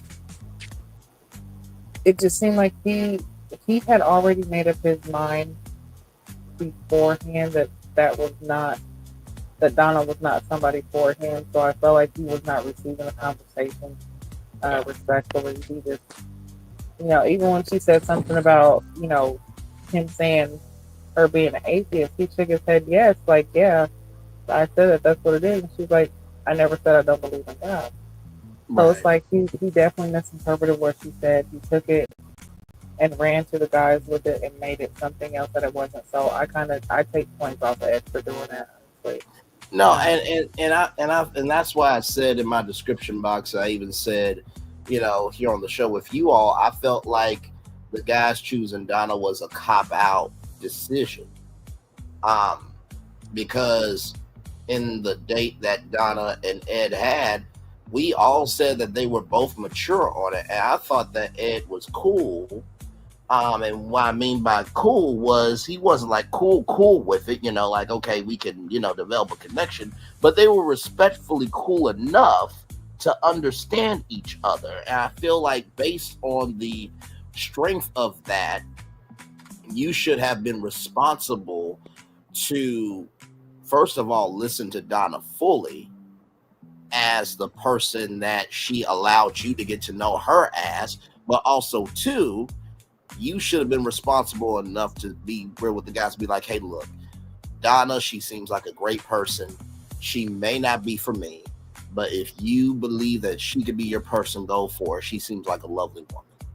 Sometimes you gotta invest peace in the valley so there can be a valley. And I feel like Ed could have done a lot better. Because on that date, they seemed like they handled it. And then you're pussy popping, as they say.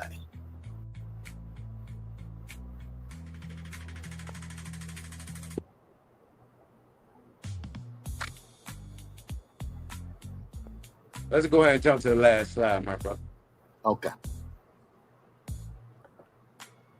All right. You good, Q, on that? You Yeah, agree? I'm good. Okay. All right. Yeah. So we have Daphne and the rest of the ladies of Groovyville here. And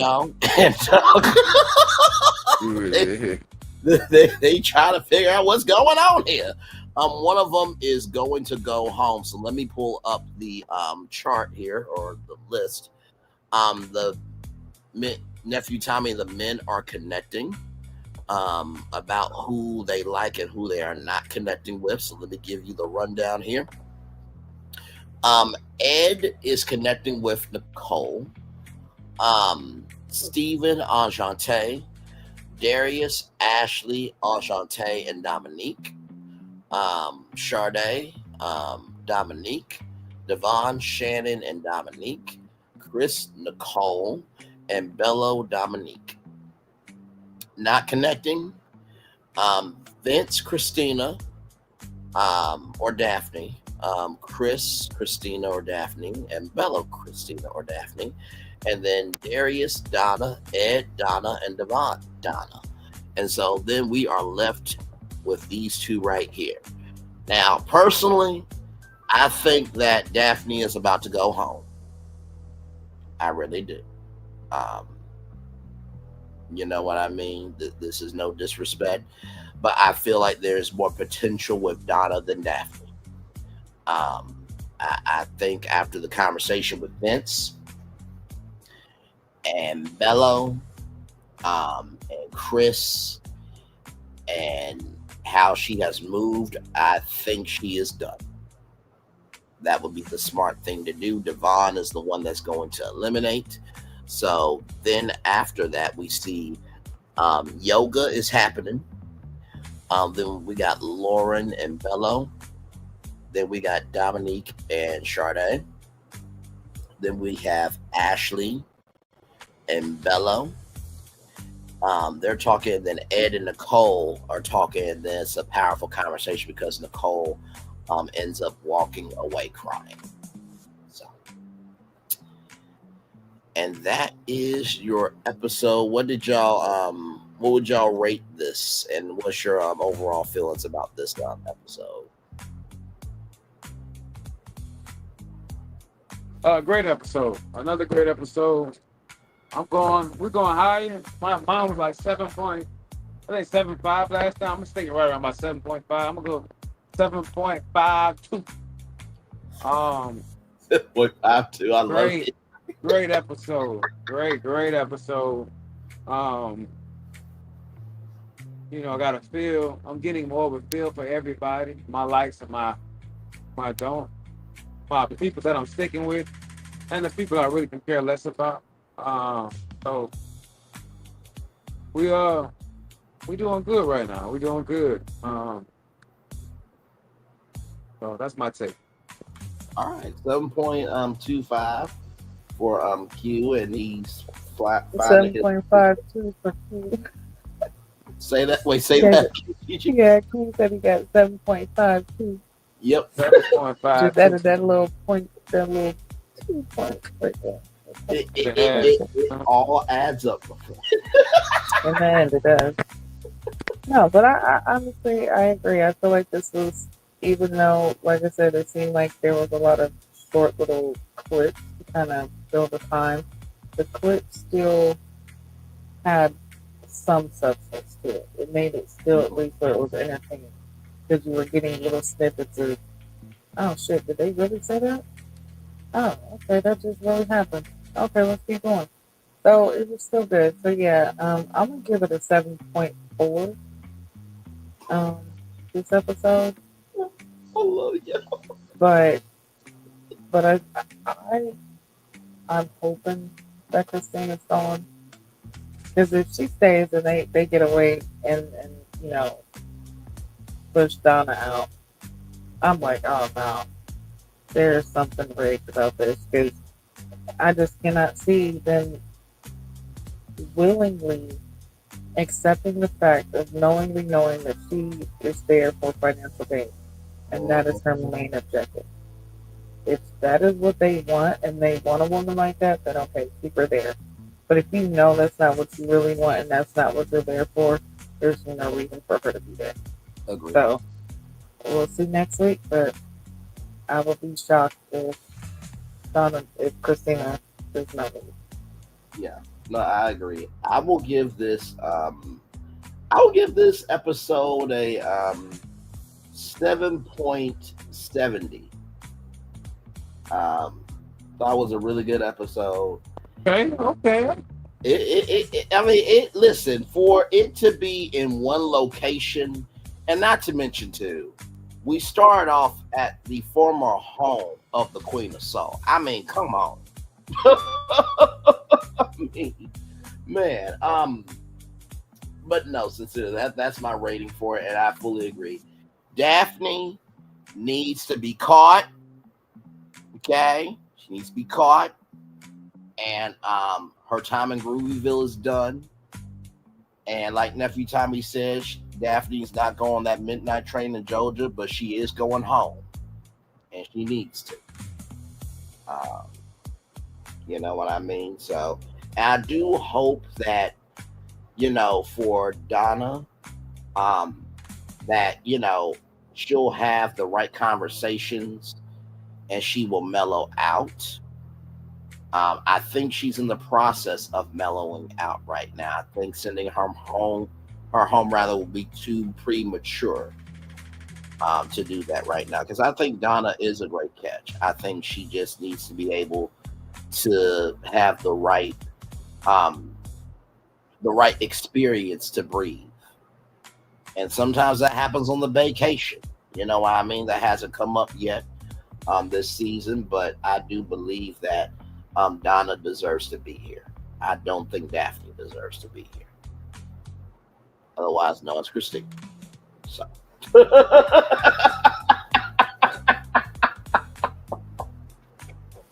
People gonna be wondering who is Daphne? Daphne is Christina. Hey, I was just thinking the exact same thing. Like, I thought the girl named Christina. Dang. I swear to God, if she gets DMs of Daphne, she can be like, why are people sending me Daphne? Oh, fuck. And listen, y'all may think Bray, social media don't travel that fast. Yes, it does.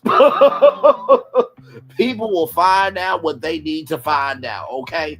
So even though this channel ain't big, child, people will find out what they need to find out, okay? So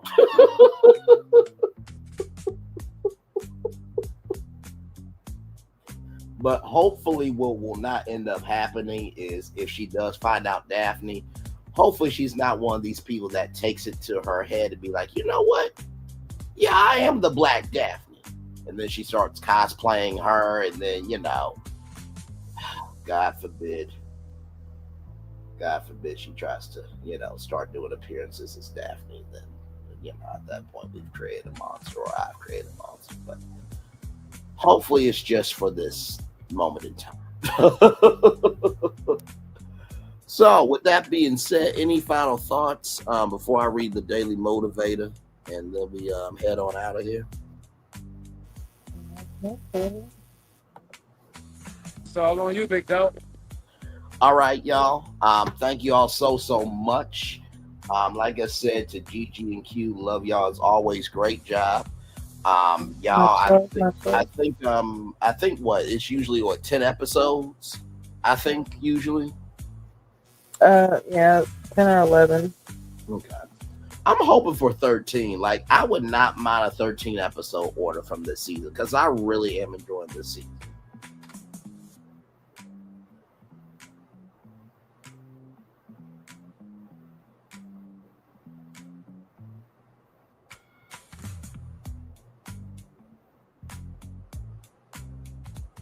Yaz, are you there?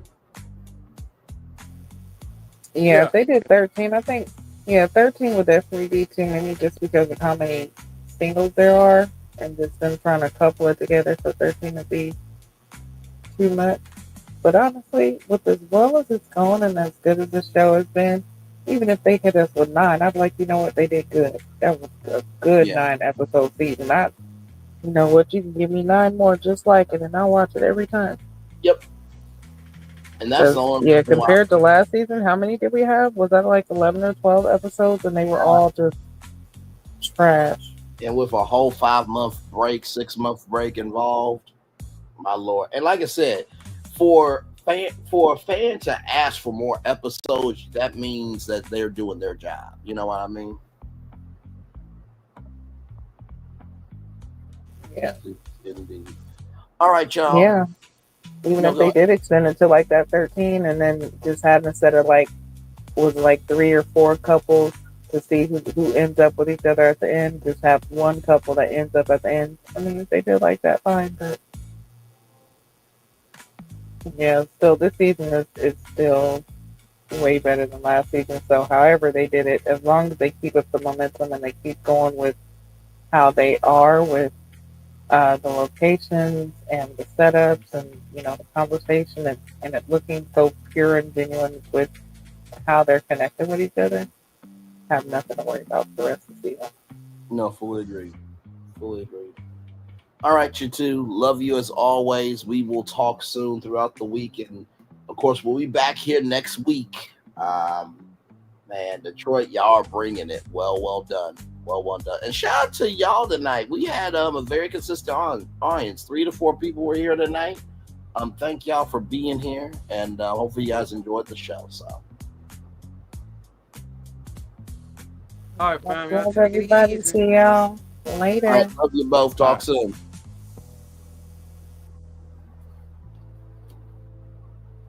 Yes, indeed, y'all. Yes, indeed. All right, y'all. Let me get y'all the Daily Motivator, and then we will head on out here. A great after show. Yes, indeed. Yes, indeed. Yes, indeed. A great after show here. Let me get this up.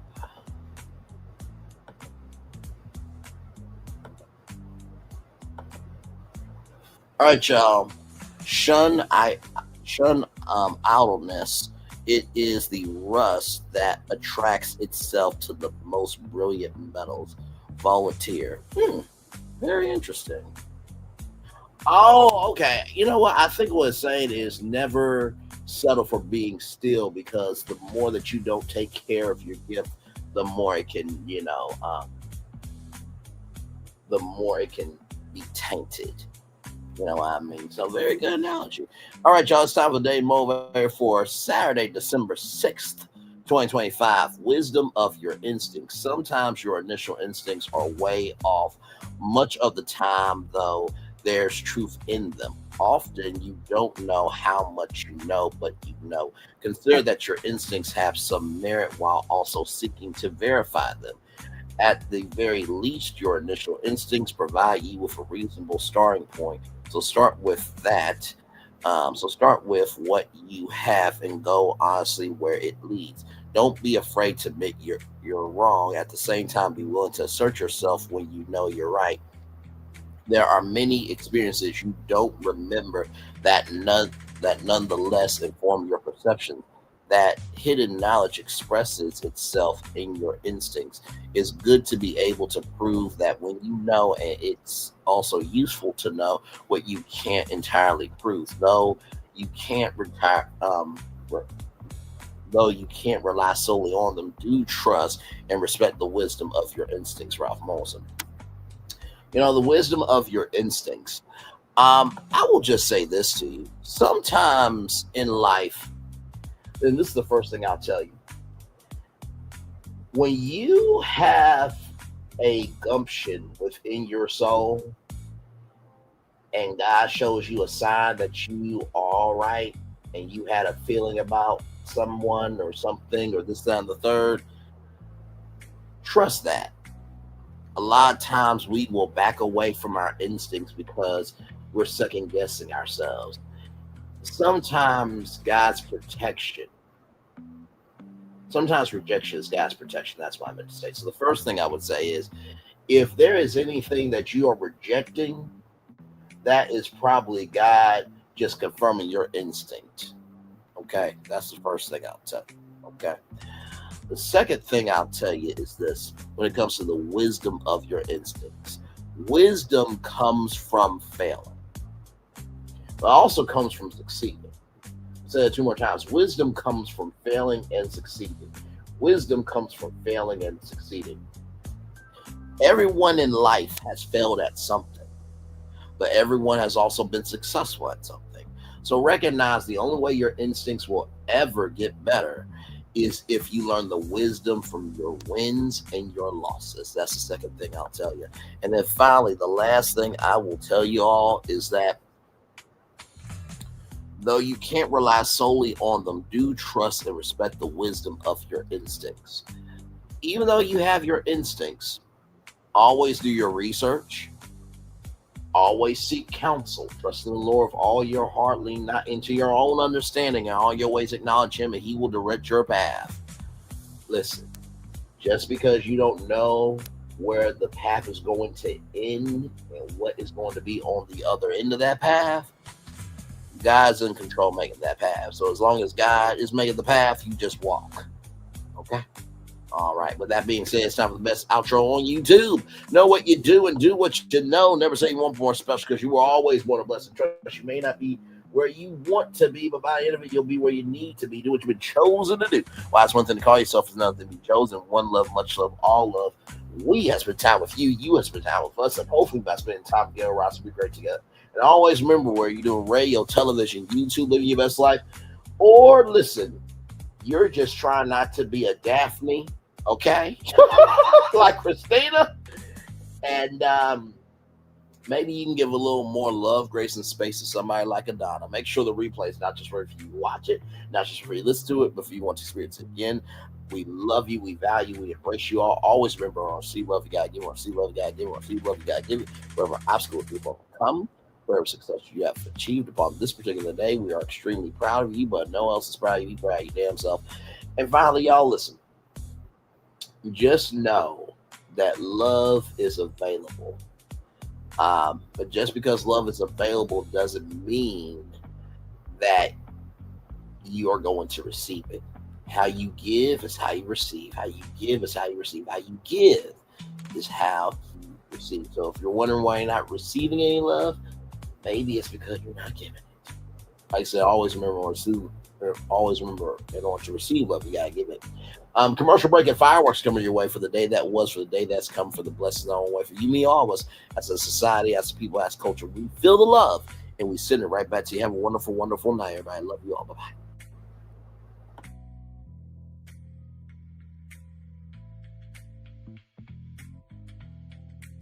I thought I should tell you, they've been talking about you. Yeah, they've been talking about you. They've been talking about the fact that they've done everything they could to stop you and everything they could to block you, but you still win. They've been talking about the fact that they have undermined your success and they have tried to sabotage your seasons, but you keep winning. They've been talking about the fact that even though they don't like each other, they get together to try to kill you, but you keep winning. They've been talking about the fact that you were voted least likely to succeed, but like cream, you keep rising to the top. They've been talking about how they tried to burn your world down, but like the phoenix, you rose from the ashes. They've been talking about you, and you know what they say? Oh, she's just lucky. He's just lucky. But no, you ain't lucky.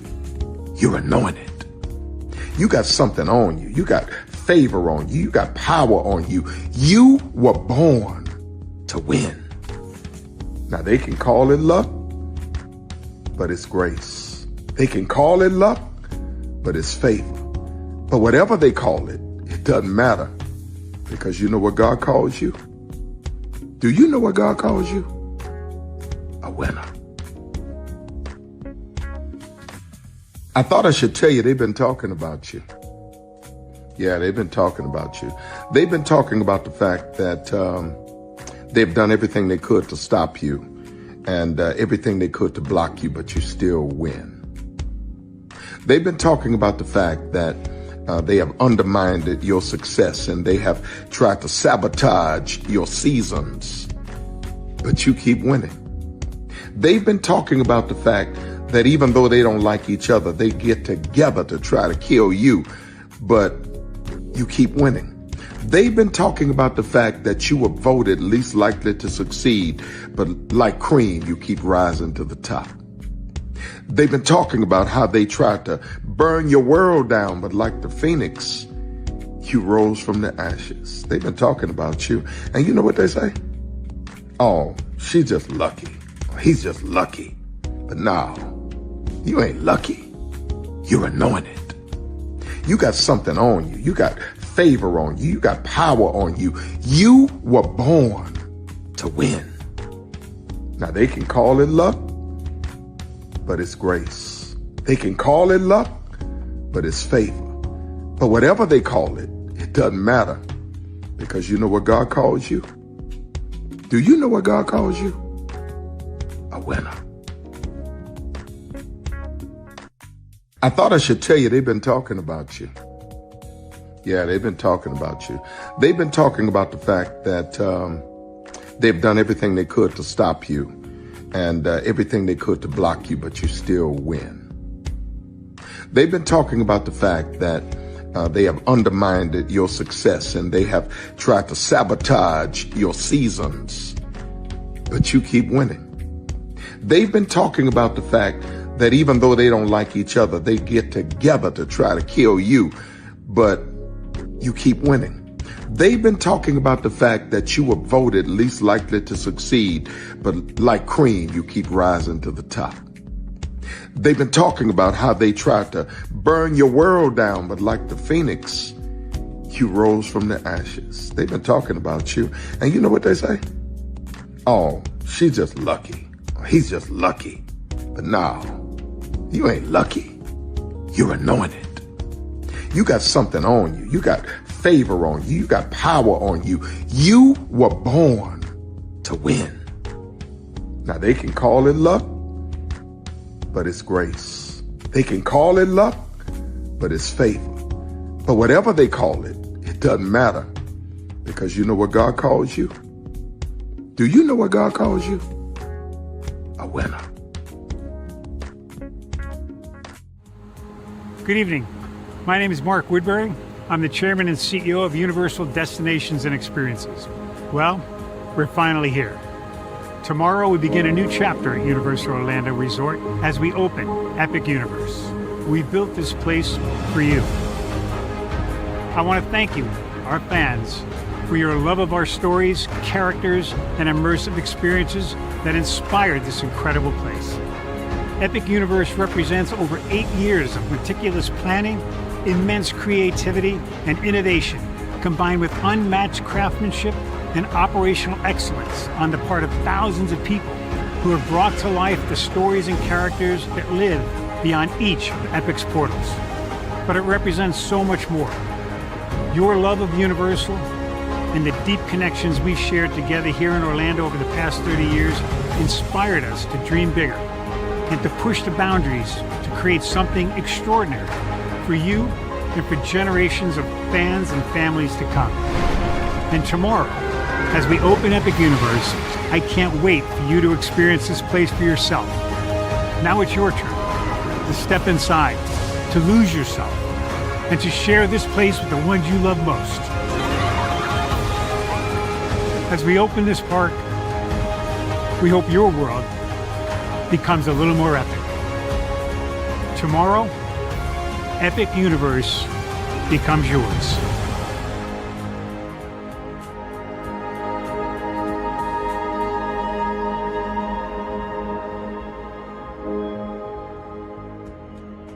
Are video games getting too expensive? This episode, we want to find some common ground because the CEOs want to raise the price even more. Not with these broken-ass games. $5 million.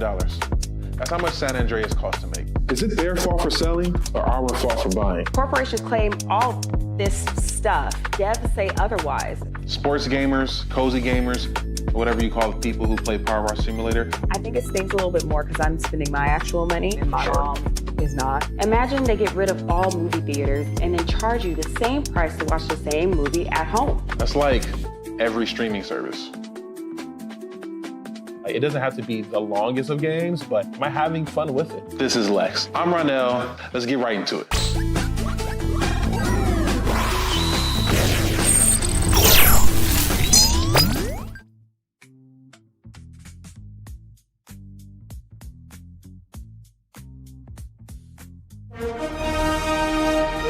Prepare for a journey beyond imagination, beyond belief, beyond anything you've experienced before. Universal Epic Universe, a new theme park where you'll step through extraordinary portals to 5 immersive worlds. Prepare for a cosmic voyage of discovery. An isle of fire-breathing excitement. A shadowy world of monsters and mystery. New wonders in the wizarding world. And a new way to play. Plus the splendor of a magnificent resort hotel overlooking the park. It's all new excitement at Universal Orlando Resort.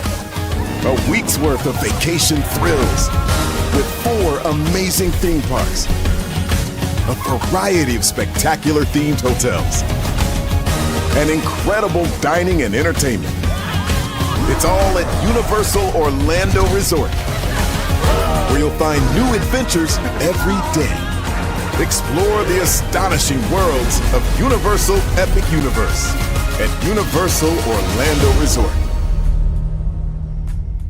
Because here's the thing, a good streamer can find other content. Because here's the thing, a good streamer can find other content. Because here's the thing, a good streamer can find other content. Because here's the thing, a good streamer can find other content. Because here's the thing, a good streamer can find other content. Because here's the thing, a good streamer can find other content. Child, Braylon been over there doing his thing, minding his GD business, staying out of trouble, trying to get the folks some positive stuff to talk about. Besides lying all the damn time. Child, Braylon been over there doing his thing, minding his GD business, staying out of trouble, trying to get the folks some positive stuff to talk about. Besides lying all the damn time. Child, Braylon been over there doing his thing, minding his GD business, staying out of trouble, trying to get the folks some positive stuff to talk about. Besides lying all the damn time.